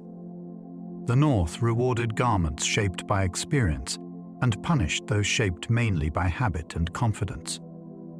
Snow goggles were not curiosities, but life-saving tools against polar blindness. To someone unfamiliar with the Arctic, snow goggles might seem like a minor or even quaint piece of northern gear. In reality, they could save an expedition from serious impairment. Sunlight reflecting off vast fields of snow and ice can be brutally intense, especially during long days when there is little relief for the eyes. The result can be snow blindness, a painful condition caused by ultraviolet damage that leaves sufferers barely able to see. In a region where navigation, camp work, and safe travel depend on clear vision, that is not an inconvenience. It is a dangerous disability. Indigenous goggles, often made from bone, wood, or other materials with narrow slits, reduced glare brilliantly through simple design. They represent one of those perfect Arctic solutions that seem humble until you understand the stakes. An explorer unable to see well cannot judge terrain, manage dogs, or follow a route safely. In that sense, these small objects guarded not only eyesight, but mobility, morale, and survival. Indigenous sledges, boots, and hunting methods repeatedly outperformed imported equipment. Again and again, the Arctic demonstrated the same lesson through ordinary tools. Sledges built by indigenous peoples were often better adapted to local surfaces, easier to repair and more efficient in motion than heavier imported models. Boots made from skin and fur kept feet warmer and drier than many stiff European alternatives that froze, chafed, or trapped damaging moisture. Hunting methods shaped by long familiarity with animal behavior and seasonal conditions routinely supplied food where outsiders might have wasted ammunition and energy. These were not isolated tricks. They were parts of an integrated system designed by environment and experience together. That is why the contrast mattered so much. Imported equipment often looked more industrial, more modern, and more reassuring to expedition planners, yet it did not always belong to the world it had entered. Indigenous gear did. The North kept awarding results to the tools most fitted to its logic. In that contest, local design often beat imported confidence with remarkable consistency. Arctic explorers often survived by adopting local knowledge they once mocked. There is a recurring moment in many Arctic stories when certainty begins to crack. An expedition arrives with confidence in its own methods, language of superiority, and perhaps even quiet contempt for the practices of local people. Then the cold deepens, the ice complicates movement, supplies grow uncertain, and suddenly the mocked knowledge begins to look less exotic and more essential. Fur clothing, dog travel, snow houses, hunting patterns, and local route judgment are reconsidered not out of generosity, but out of need. That shift is one of the most revealing human dramas in polar history. The environment forces a moral and practical reckoning. People who once dismissed a method as primitive discover it is precise. People who trusted their own system above all else learn that survival may depend on humility. Some expeditions adapted in time and lived because they did. Others changed too slowly. The Arctic has a ruthless way of stripping arrogance down until only workable knowledge remains. Some expeditions collapsed because pride prevented them from learning fast enough. Not every Arctic failure came from bad luck, extreme weather, or mechanical misfortune alone. Some expeditions were weakened by something more subtle and more human: pride.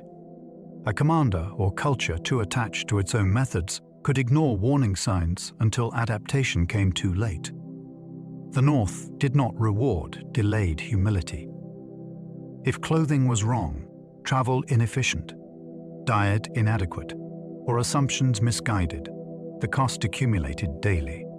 By the time pride gave way, men might already be weakened, animals lost, morale damaged, and crucial windows of movement gone.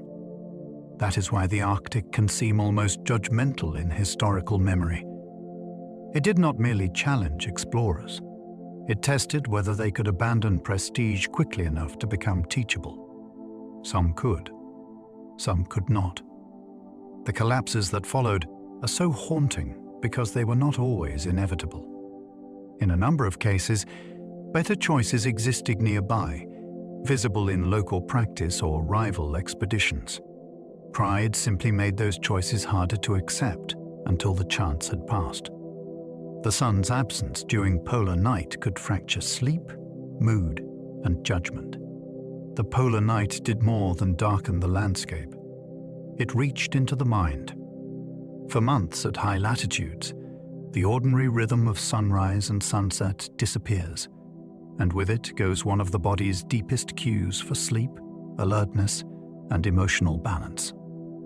Men trapped in ships or winter camps often reported strange fatigue, irritability, restlessness, and a sense that time itself had begun to dissolve.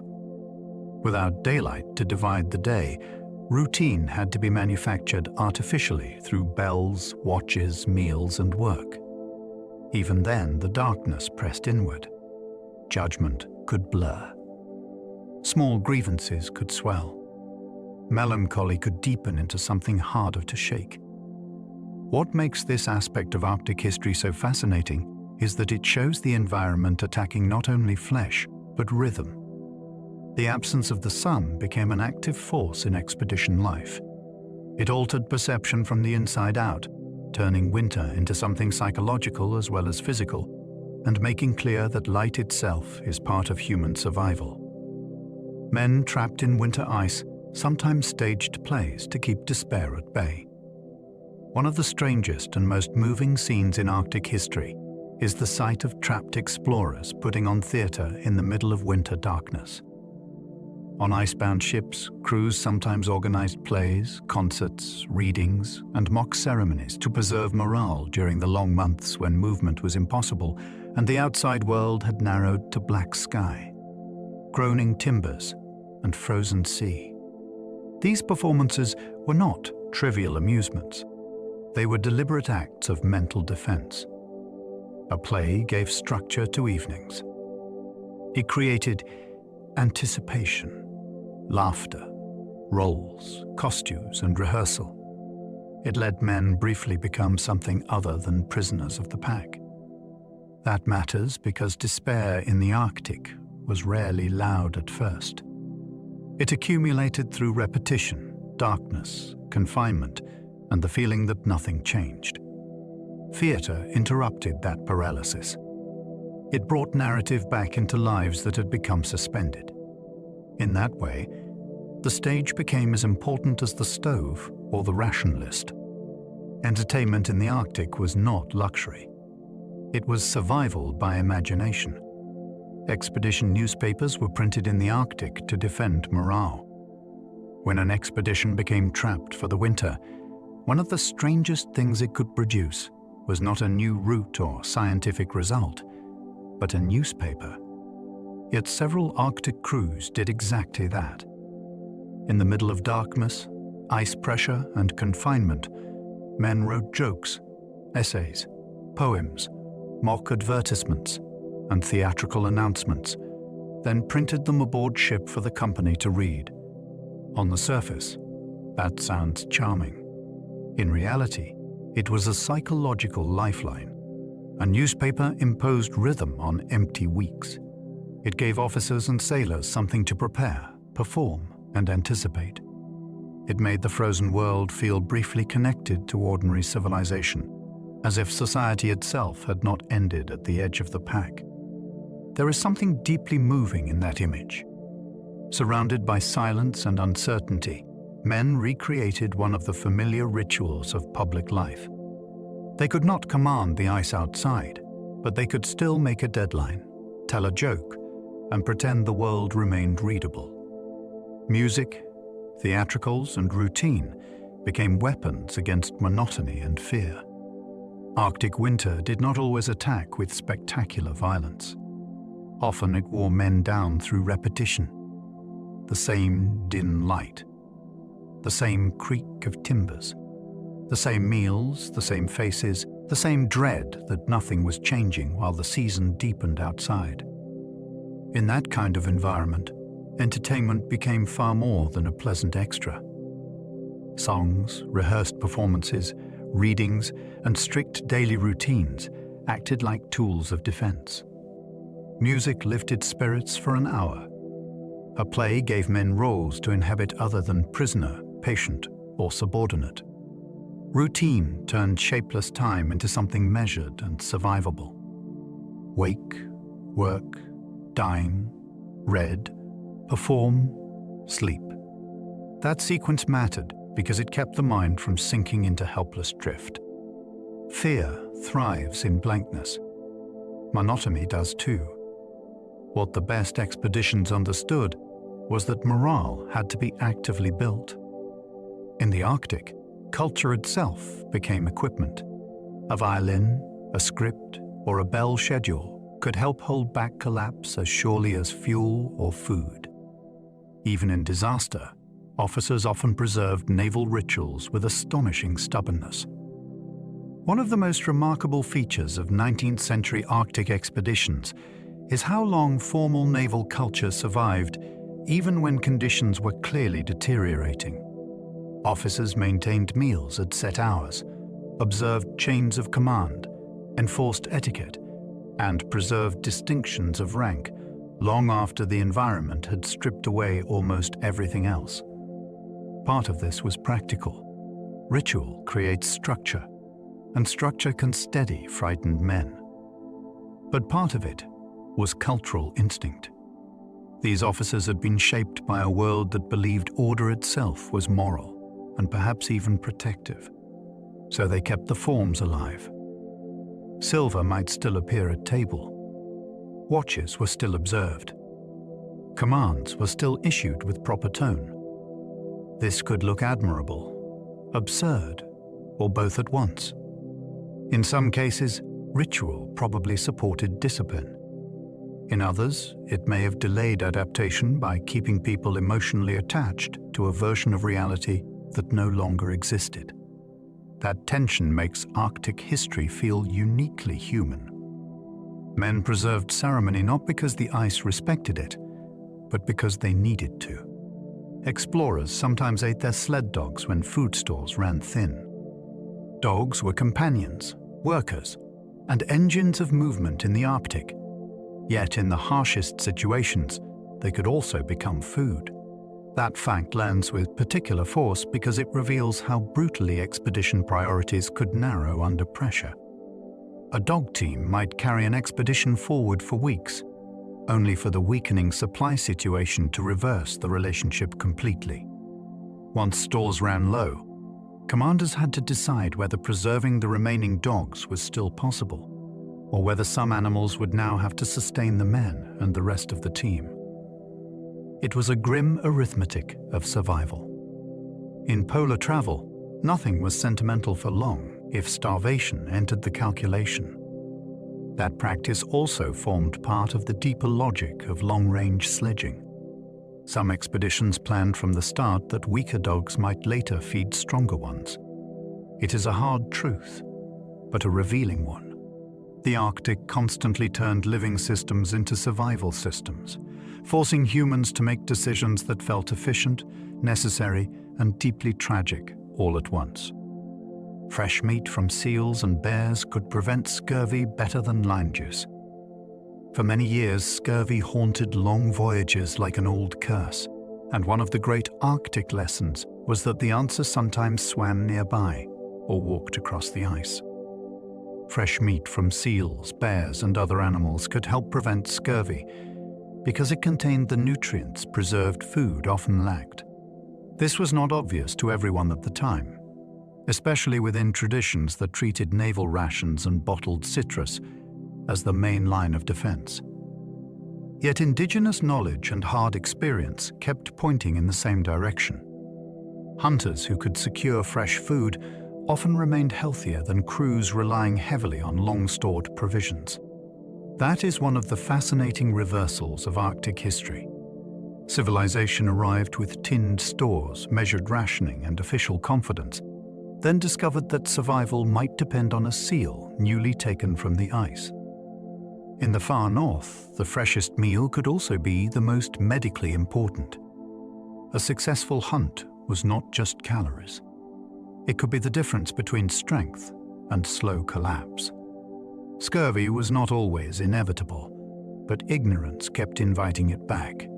Scurvy often appears in history as if it were an unavoidable companion of long northern voyages, yet that is not quite true. Again and again, evidence emerged that it could be reduced or prevented under the right conditions. Fresh meat helped. Better nutritional understanding helped.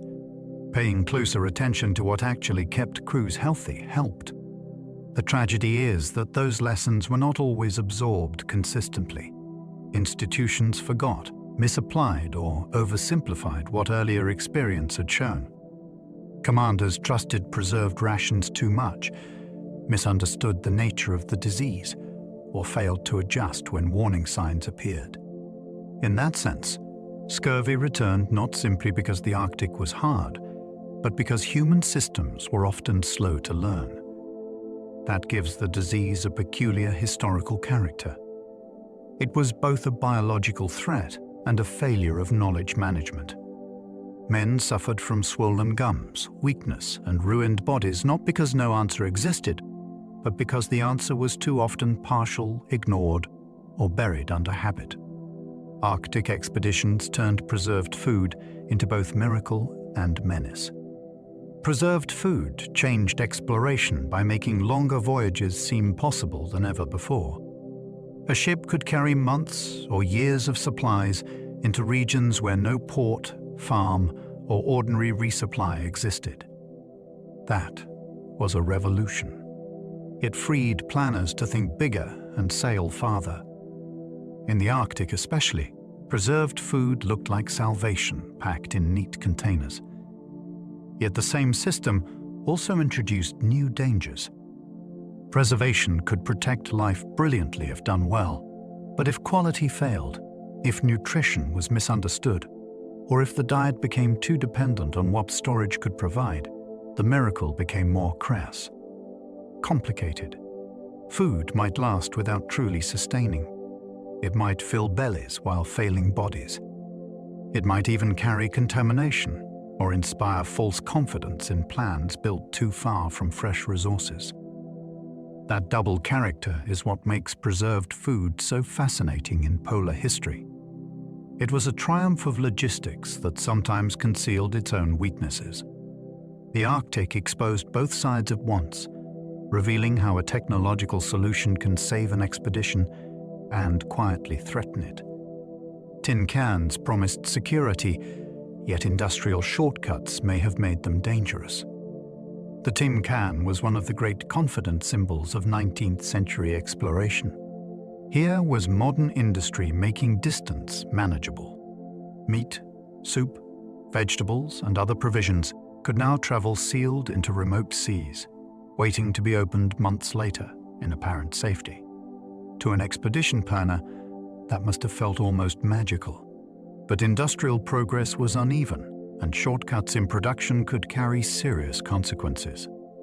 Poor soldering, rushed contracts, questionable quality control, and uncertain storage conditions all introduced risks into what was supposed to be the stable core of survival. The cairn therefore becomes a wonderful and troubling object in Arctic history.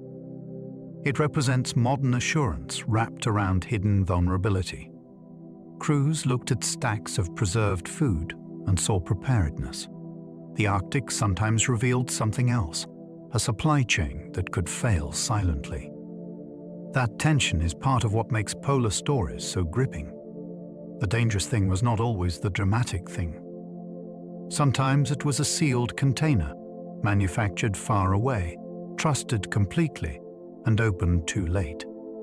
Ice did not stay still, but drifted like a slow, grinding continent. To outsiders, sea ice can look like a fixed surface, a frozen floor spread motionless across the ocean. Arctic explorers learned otherwise. Pack ice moved constantly under the influence of wind, current, pressure, and temperature. It drifted, twisted, opened, and crushed with a force that made it feel less like weather and more like geology in motion. Ships trapped inside it could travel miles without sails ever being raised. Camps established on one floe might awaken nearer or farther from land than expected. Routes laid down one day were quietly carried elsewhere by the next. The image of a slow, grinding continent is not an exaggeration. Great fields of ice pressed and collided with the momentum of something ancient and enormous. That matters because it transformed navigation into something deeply unstable. Even when a traveler stood still, the world underfoot might not. In the Arctic, the surface itself belonged to motion. Anyone who forgot that was trusting ground that did not truly exist. Pack ice could open a lead one day and erase it the next. A lead in the sea ice could feel like a gift from the Arctic. After days or weeks staring at an unbroken frozen barrier, explorers might suddenly find a ribbon of open water stretching ahead, black and inviting, perhaps enough to move a ship, launch boats, or imagine progress. At last. But that invitation was dangerous because it could vanish with shocking speed. Wind might shift. Pressure might build. Temperature might change.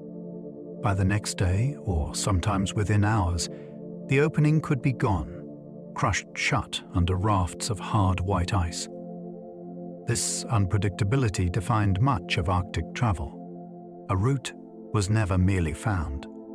It had to remain available long enough to use. That gave the environment a teasing quality that drove explorers nearly mad with hope and frustration. A lead might promise a breakthrough, only to become another trap. In the Arctic, opportunity had no obligation to stay open. It appeared, disappeared, and kept men guessing whether the way forward had truly existed at all. Many ships were lost not in storms, but in patient pressure. When people imagine maritime disaster, they usually picture violence from above and around. Great waves, shrieking wind, broken masts, and sudden wreck. Arctic ship losses often looked very different. The enemy was frequently slower, quieter, and in some ways, more terrifying. Pack ice would gather around a hull and begin exerting pressure that increased almost imperceptibly. Timbers creaked. Seams complained. The ship held for a while. Then, the force grew. There was no negotiating with it, because it did not tire. Ice could press for hours, days, or longer, grinding with the steady logic of a vice. A vessel might survive heavy weather at sea and still be destroyed by this patient crushing on a calm, frozen day. That difference matters because it changes the emotional tone of the disaster. Storm loss feels dramatic and immediate. Pressure loss feels like watching doom slowly decide that your hull is weaker than geology. The Arctic often killed ships not with rage, but with persistence. A vessel could survive winter cold and still die in summer breakup. Counterintuitively, some of the most dangerous moments for an Arctic ship came not during the deep freeze of winter, but during the thawing, shifting violence of summer breakup. In winter, a vessel might sit locked in solid ice, uncomfortable and threatened, yet relatively stable. When the seasonal change arrived, that apparent stability could vanish. The ice began moving, cracking, piling, and breaking into hard masses that slammed and twisted against the hull. Channels opened, then shifted. Flows started to travel. Pressure surged in new directions. A ship that had survived months of darkness could suddenly face destruction just when the season seemed to promise release. This is one of the Arctic's cruelest reversals. Hope rose with returning light and warmer conditions, yet the very process of breakup could be more mechanically violent than the frozen stillness before it. Explorers learned that winter captivity was not the only enemy. Liberation itself could come armed, and a ship that endured the cold might still be broken by summer's motion. Steam engines gave explorers hope, but not mastery over Arctic ice. The arrival of steam in Arctic exploration seemed to promise a new era. No longer would a ship be wholly dependent on wind in narrow channels and awkward calms. Engines offered direct power, control, and modern confidence. They suggested that technology might finally close the gap between human intention and polar geography. In practice, steam certainly helped in some circumstances. It could assist with maneuvering, push through lighter conditions, and provide a sense of flexibility older expeditions lacked. But the key word is lighter. Engines did not master heavy pack. They did not dissolve pressure ridges or command leads to stay open. The Arctic remained larger than the machine. This is what makes steam power such a compelling chapter in the story. It did not fail completely, yet it did fail as fantasy. It could improve a ship's chances, but it could not rewrite the terms of the environment. Technology entered the North with enormous promise and discovered that promise still had to answer to ice. Coal, iron, and machinery meant little when frozen seas refused movement. Industrial power gave 19th century expeditions an aura of confidence that earlier voyagers could only envy. Coal meant heat and propulsion. Iron fittings meant strength. Machinery meant precision and utility. All of it suggested that the age of improvising against nature might finally be ending. Then the frozen sea reminded explorers what scale really meant. A ship could carry fuel, metal, and engines, and still remain absolutely still if the pack closed around it. Machinery is only power if movement is possible. In the Arctic, that basic condition often failed. What follows from that is one of the deepest lessons in exploration history. Material progress does not always translate into environmental authority. The North could render an advanced vessel as passive as driftwood.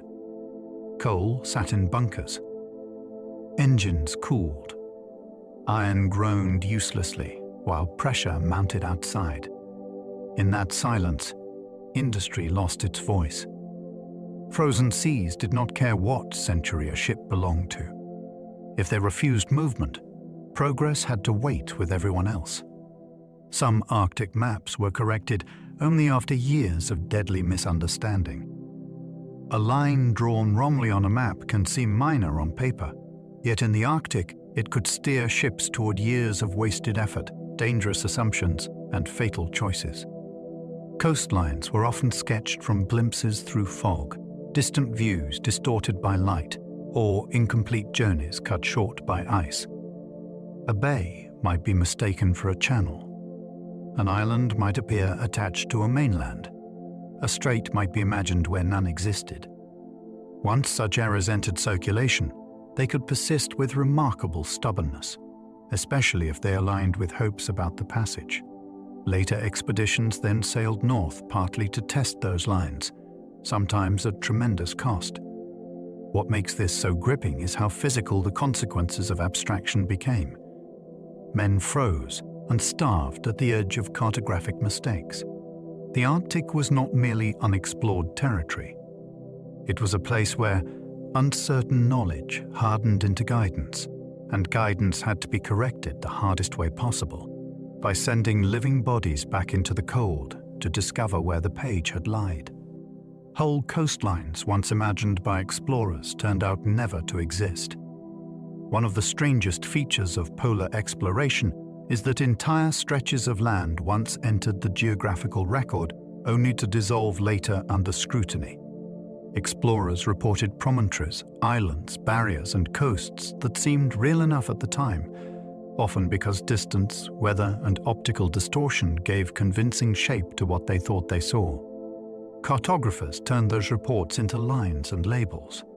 For a while, the Phantom Coast existed officially. Ships planned around it. Theories adjusted to it.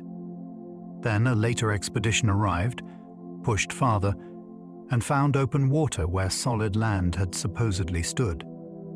That collapse is fascinating because it reveals how fragile authority could be at the edge of perception. A coastline feels like one of the most stable things imaginable. In the Arctic, even that could become provisional. The region repeatedly humbled certainty by showing that a horizon is not evidence, and that whole landscapes can be created in the human mind before they are erased by closer approach. Mirages in polar air could make distant ice look like mountains. Cold Arctic air can bend light so strangely that the horizon stops behaving like a trustworthy line. Under certain conditions, distant objects become lifted, stretched, stacked, or transformed into forms they do not truly possess. Ice ridges may rise into looming walls. Low land may seem higher than it is. Open water might shimmer like distant shore.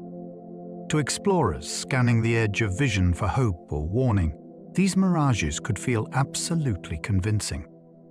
A man might swear he was looking at mountains when he was really seeing warped images of ice and air.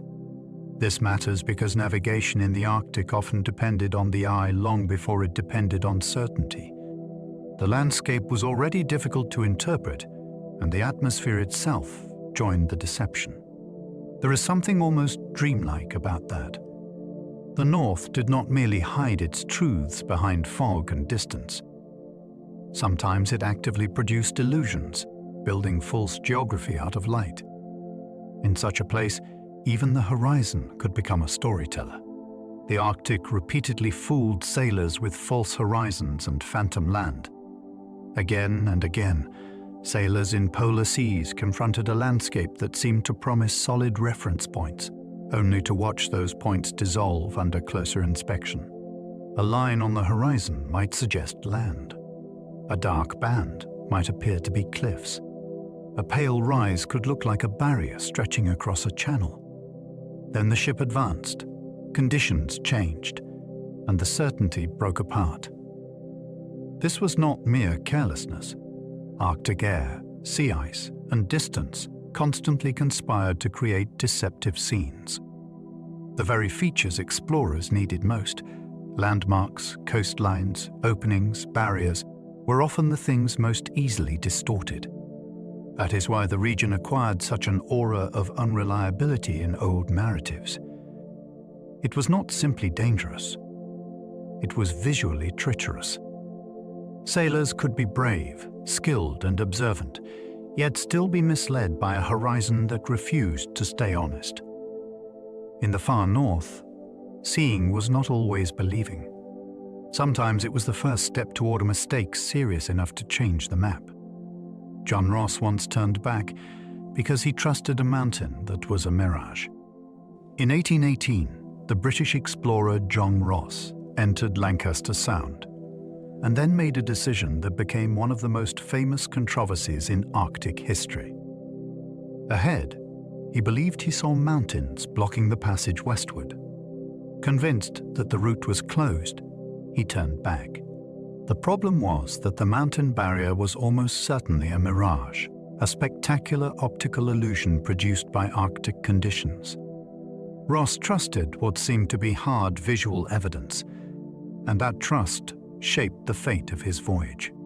The consequences were enormous. If he had continued, he might have pushed farther into the Canadian Arctic and altered the history of the search for the Northwest Passage. Instead, he returned home with a mistaken conclusion and a reputation many others quickly attacked. The episode is gripping because it captures how cruelly the Arctic could manipulate certainty. Ross was not defeated by cowardice alone or by obvious error. He was defeated by seeing something that looked real enough to command retreat. Later expeditions proved his great mountain barrier was only thin air. Ross's supposed barrier did not survive later scrutiny. When other expeditions pushed through Lancaster Sound, they found no great mountain wall blocking the way, only open route and the lingering embarrassment of a famous mistake. The vanishing of those mountains became one of the clearest demonstrations of Arctic optical deception in the whole history of exploration. It also transformed Ross's controversial decision into a lasting cautionary tale. The landscape seen once under unusual atmospheric conditions had briefly entered the realm of accepted geography, and only later was it exposed as illusion. That reversal matters because it shows how fragile early certainty could be in the North. Exploration was not just a matter of courage and distance. It was also a battle against the deceptive behavior of light itself. Ross had trusted his eyes and found error. Later travelers trusted the route and found emptiness where his barrier had stood. In the Arctic, even mountains could evaporate, leaving only reputation, argument, and a lesson written in air.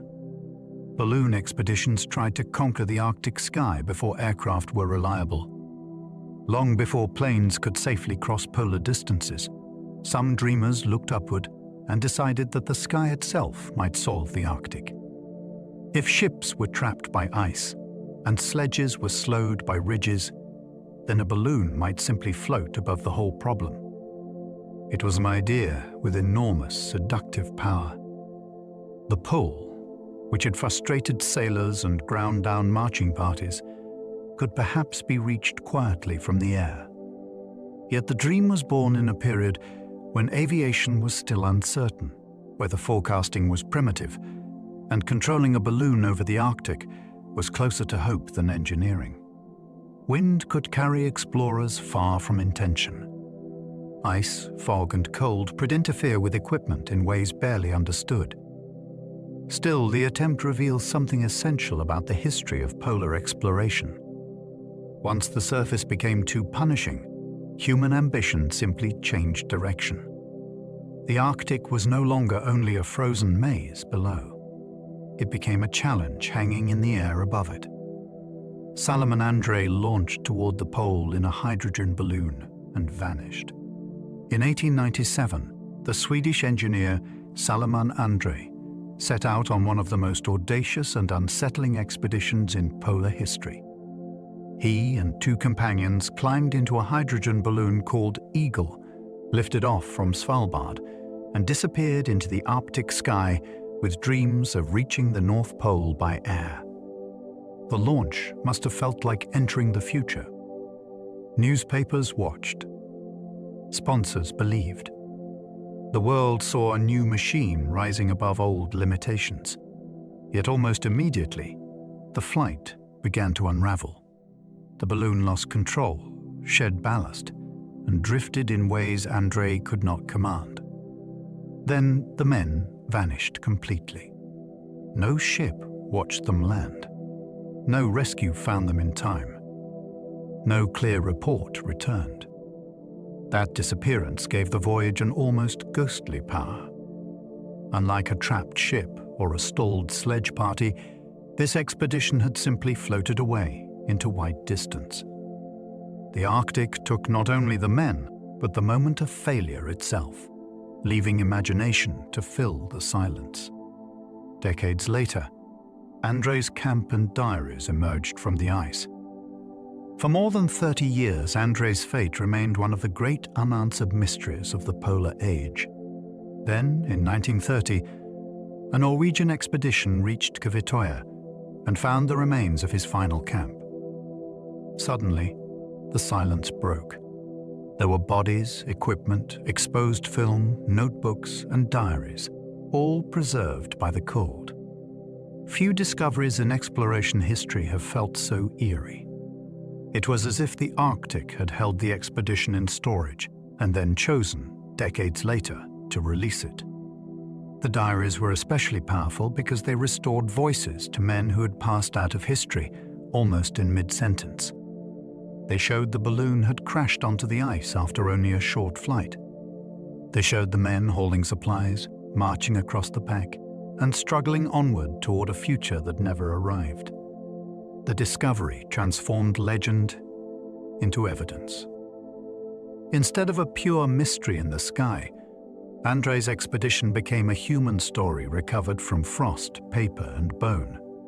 His doomed balloon voyage became a haunting lesson in technological optimism.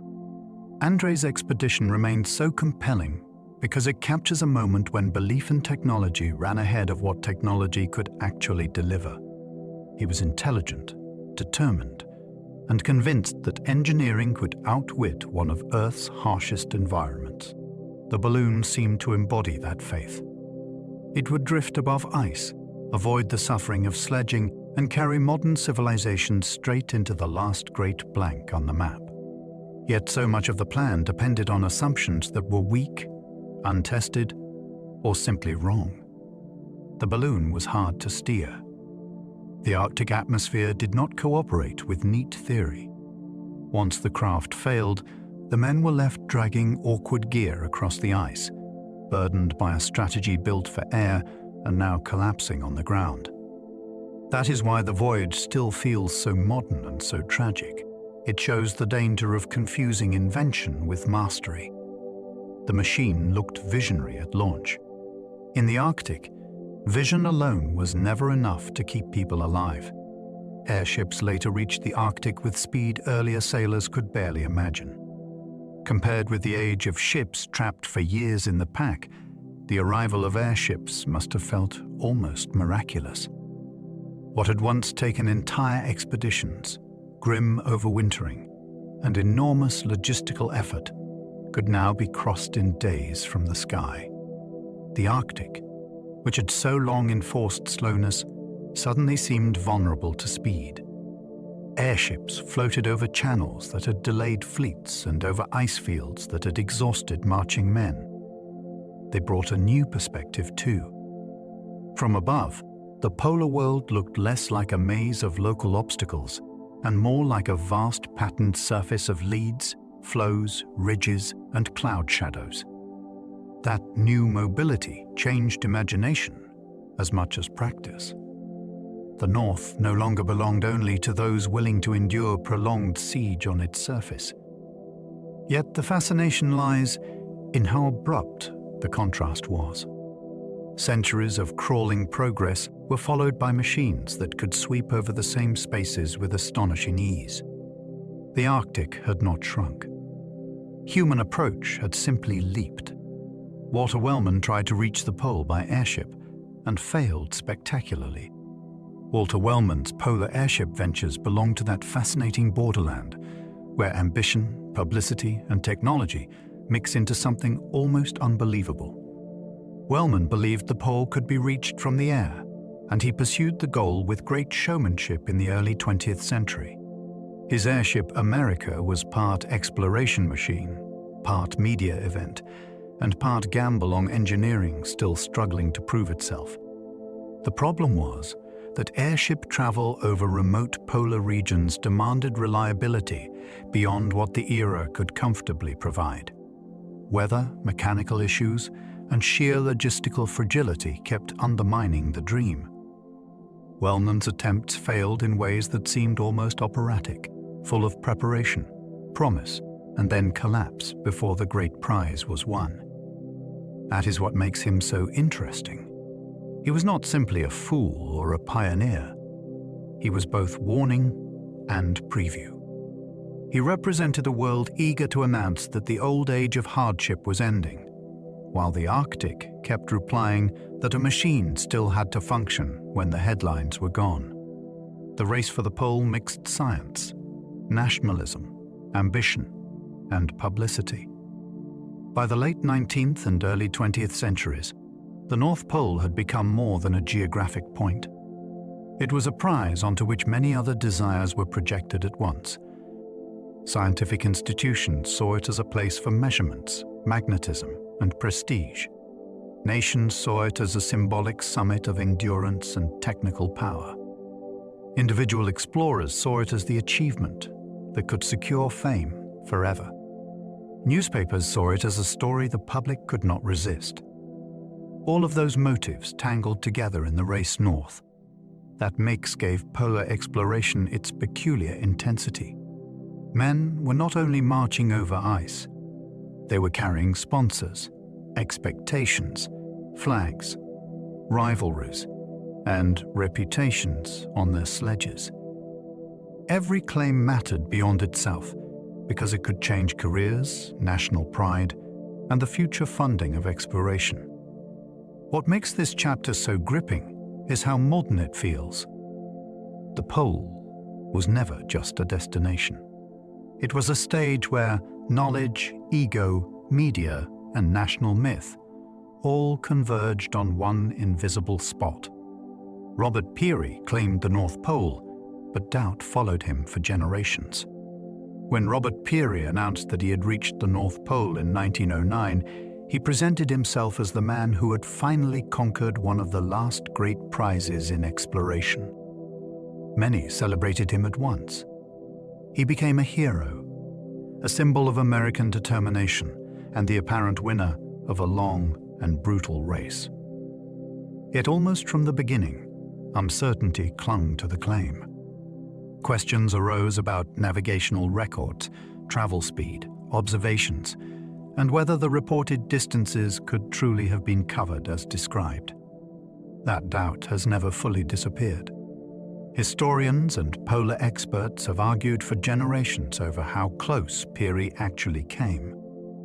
The fascination lies not only in the technical dispute, but in what it reveals about exploration itself. At the very moment of maximum triumph, the evidence was already vulnerable. The pole was a place without witnesses, without landmarks, and without easy verification.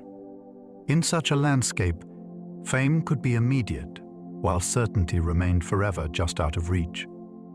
Matthew Henson reached farther north than almost any explorer of his age. Matthew Henson's career is one of the most remarkable in Arctic history. He was not simply present on famous expeditions. He became one of the most experienced and capable polar travelers of his era, mastering dog driving, sledging, survival, and the practical rhythm of travel across the northern ice. He journeyed farther north than almost anyone alive at the time, and did so not as a symbolic passenger, but as a crucial working expert within the expedition system around Peary. Henson's skill was earned the hard way, through repeated exposure, discipline, and adaptation. He learned from Inuit communities, handled teams with confidence, and became central to the mechanics of movement in a region where technical competence mattered more than speeches. That is what makes his story so powerful. He stands at the crossing point of endurance, excellence, and historical injustice. For years, the world preferred simpler, heroic narratives. But the farther one looks into polar history, the more impossible it becomes to overlook how extraordinary Henson truly was.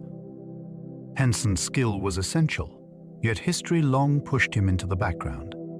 For decades, Matthew Henson existed in the shadow of the fame built around Robert Peary, even though his own contributions were indispensable. Henson was not merely assisting at the margins.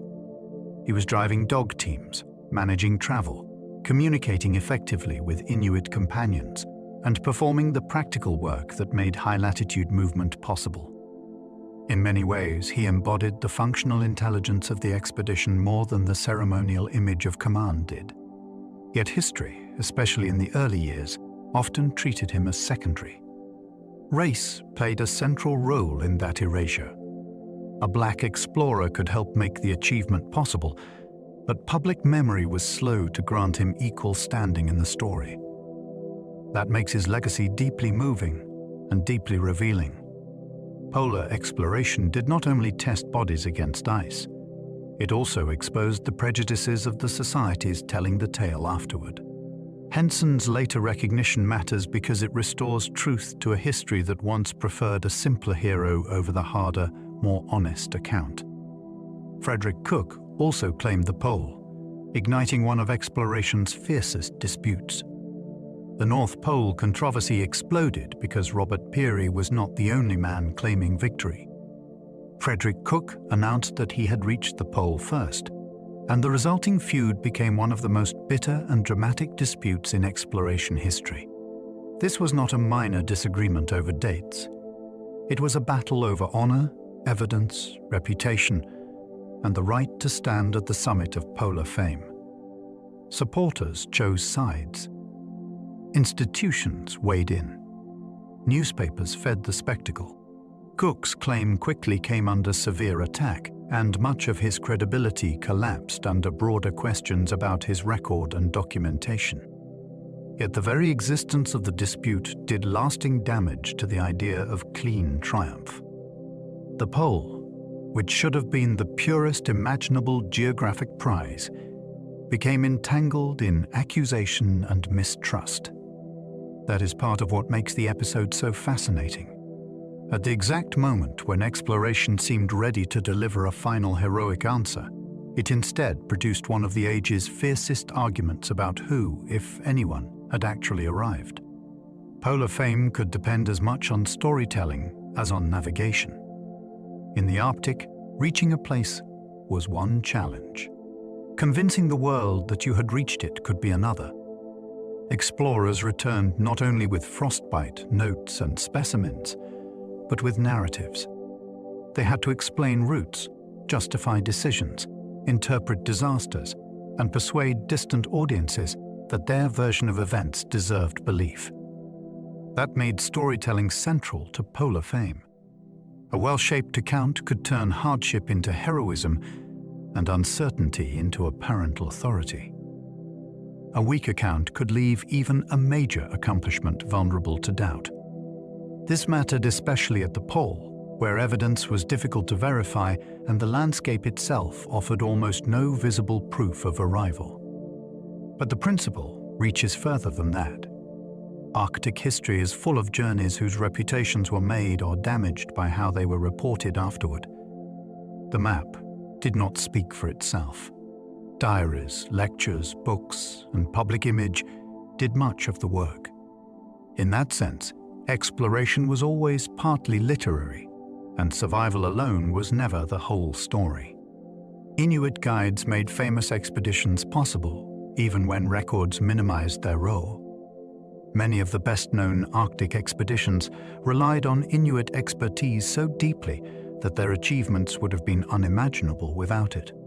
Guides and hunters provided route knowledge, transport skill, language connection, local adaptation, and practical insight into ice, weather, animals, and survival. They helped explorers move farther, live longer, and understand the region better than imported methods alone would have allowed. Yet official records often reduced these contributions to brief mentions, background presence, or anonymous utility. That mismatch between actual importance and written recognition is one of the most telling patterns in polar history. It reveals how exploration narratives were often shaped to preserve European heroism as the central frame, even when the reality on the ground was collaborative and heavily dependent on indigenous expertise. Once you begin seeing that pattern, the whole history changes. Famous expeditions stop looking like isolated acts of outsider brilliance and start looking more honestly like encounters in which local knowledge was essential, whether the published story admitted it clearly. Not. Arctic exploration was never only European, despite how many old histories read. Traditional exploration histories often read as though the Arctic were a stage onto which Europeans arrived to discover, name, and interpret everything of consequence. That version is far too narrow. The Arctic was inhabited, traveled, understood, and skillfully navigated long before European expeditions entered the story. Indigenous peoples had roots, place knowledge, hunting systems, seasonal awareness, and technologies precisely matched to the world outsiders were still struggling to survive. Once European exploration began, it did not replace that reality. It intersected with it constantly. Traders, guides, interpreters, travelers, and local communities shaped outcomes in visible and invisible ways. To say Arctic exploration was not only European is not a gesture of modern correction. It is a statement of historical accuracy. The old narrative looks simpler because it trims away the human world already present in the North. Once restored, the story becomes richer and more truthful. Exploration was not the arrival of knowledge into emptiness. It was a meeting of different kinds of knowledge in one severe place. Many so-called discoveries were places indigenous peoples had known for centuries. One of the most important shifts in understanding Arctic history comes when we ask a simple question. Discovered by whom? European explorers often attached their names to straits, islands, and coasts, as though those places had entered human awareness for the first time when a ship's officers sketched them on a chart. In reality, many of those locations were already known, traveled, named, and woven into indigenous life. What outsiders discovered was not the place itself, but its existence within their own imperial system of maps and records. That distinction matters enormously. It changes discovery from a universal achievement into a relative one, shaped by whose knowledge counts and whose does not.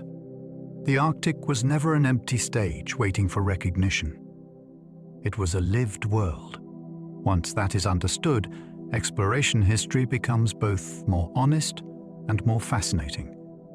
The drama remains, though the meaning shifts. Many celebrated firsts were really moments when one knowledge system finally caught sight of what another had understood for generations. Searches for roots often produced some of the century's best scientific observations. Even when expeditions failed in their stated geographic goals, they often returned with scientific results of lasting importance. The search for roots forced explorers into prolonged contact with the Arctic environment, and that created opportunities for observation on a scale difficult to achieve any other way at the time. While ships were trapped and parties wintered, men recorded weather, ice movement, magnetic variation, animal life, ocean conditions, and countless other details.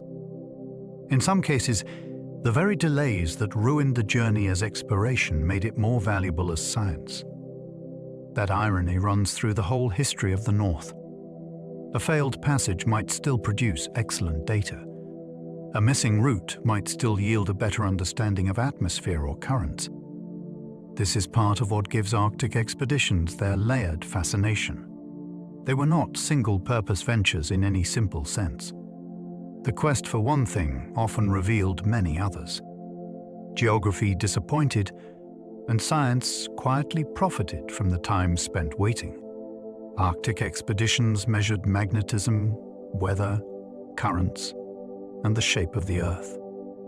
The Arctic attracted explorers partly because it was a region where some of the planet's deepest physical questions could be studied with unusual intensity. Compasses behaved strangely in high latitudes, which made magnetism a major subject of interest. Weather patterns moving through the polar regions mattered for broader climatology. Ocean drift revealed hidden systems connecting distant seas. Even the shape of the Earth could be tested through observations made under extreme northern conditions. That scientific dimension gave many expeditions a seriousness that went beyond route hunting alone. Instruments were hauled across ice and protected through winters because the Arctic was also a laboratory. What makes this so impressive is the contrast with the surroundings. In some of the harshest conditions imaginable, explorers were stopping to take measurements, note angles, compare readings, and turn hostile environment into usable knowledge. The image is wonderfully revealing. Amid hunger, cold, and uncertainty, people were still trying to understand the planet itself with precision and persistence. The quest for empire accidentally expanded knowledge of climate and ocean drift. Many expeditions entered the Arctic under imperial motives. Nations wanted prestige, routes, and strategic advantage. Yet once those ships were in the north, the environment began teaching lessons far beyond what empire had originally asked. Observations of drifting ice, seasonal patterns, winds, and ocean movement slowly built a richer understanding of polar systems and their wider significance. Explorers searching for passages found themselves documenting how the Arctic actually functioned. Wreckage drift helped reveal transpolar currents. Long winters produced weather records. Repeated failures clarified the behavior of sea ice and the rhythms of regional climate. That is one of history's more intriguing reversals. Political ambition sent men north for reasons of power, but the enduring legacy often lay in knowledge rather than conquest. The Arctic resisted easy possession and redirected attention toward process, pattern, and planetary connection. In that way, imperial desire became an accidental engine of environmental understanding. People went north seeking advantage and came back, when they came back at all, having learned how the world moves. Modern wreck discoveries finally reunited Franklin's legend with physical proof. For generations, Franklin's story lived in the space between evidence and myth. Then, in the 21st century, the discoveries of Erebus and Terra transformed the picture. At last, the legendary expedition had its ships back, resting in Arctic waters where cold and darkness had preserved them with astonishing dignity. The effect of those discoveries was profound. Suddenly, one of history's greatest mysteries was no longer built only from notes, bones, relics, and speculation. It had physical hulks, rooms, objects, positions, and archaeological context. The wrecks did not answer every question, but they changed the balance between legend and fact. The story could now be touched more directly. That matters because Franklin had become almost mythic over time, a symbol as much as an event. The wrecks returned him to material history. They reminded the world that this was not just a haunting narrative. It was a real expedition with real ships still waiting under the Arctic Sea to speak more fully. Arctic expeditions endure because they reveal how thin the line is between mastery and surrender. What gives Arctic exploration its lasting grip is not only the drama, the personalities, or the mysteries. It is the way the region strips human ambition down to its essentials. Again and again, expeditions arrived with plans, technology, rank, confidence, and national purpose. Then the Arctic tested every one of those things against ice, distance, darkness, hunger, and time. Sometimes skill and adaptation carried people through. Sometimes a brilliant plan failed for reasons almost too small to notice at first. Sometimes survival depended on humility more than strength. That is why these stories never quite fade. They are not merely adventures in a remote place. They are studies in the fragile margin between control and collapse. A ship can feel secure until pressure begins. A march can feel purposeful until the food runs short. A triumph can become a dispute. The Arctic makes that line visible. It shows how quickly mastery can slide towards surrender and how much courage it takes to keep moving anyway. Tonight, we crossed into the far north and followed the long trail of Arctic expeditions through ice, darkness, ambition, and endurance. We traced the dreams of sailors who believed a hidden passage waited beyond the fog. We passed through the mystery of Franklin, the patience of Amundsen, the daring of Nansen, and the many moments when courage met a world that refused to be hurried. We moved among trapped ships, drifting floes, sledges on frozen seas, false horizons, vanished men, and discoveries that emerged years and sometimes decades later. And through it all, the Arctic remained what it has always been: vast, severe, beautiful, a place of pale light and black water, of snow carried on the wind, of silence so deep it can feel almost unreal, a place where human beings brought their finest plans and learned how small they really were beneath the sky. If you enjoyed this journey, perhaps you might leave a like, subscribe to the channel, or share a thought below. It helps more listeners find these nighttime wanderings, one sleepy soul at a time. And if you happen to still be awake, there will be another video waiting for you on the screen. Another slow path into history, mystery, and rest. But for now, you do not need to go anywhere at all. Let the frozen ships drift out of view. Let the snowfields grow soft at the edges. Let the long polar night close gently around the thoughts of the day. Allow your breathing to slow. Allow your body to loosen. And let your mind settle, as though the whole white horizon has finally gone still. Sleep well, and good night.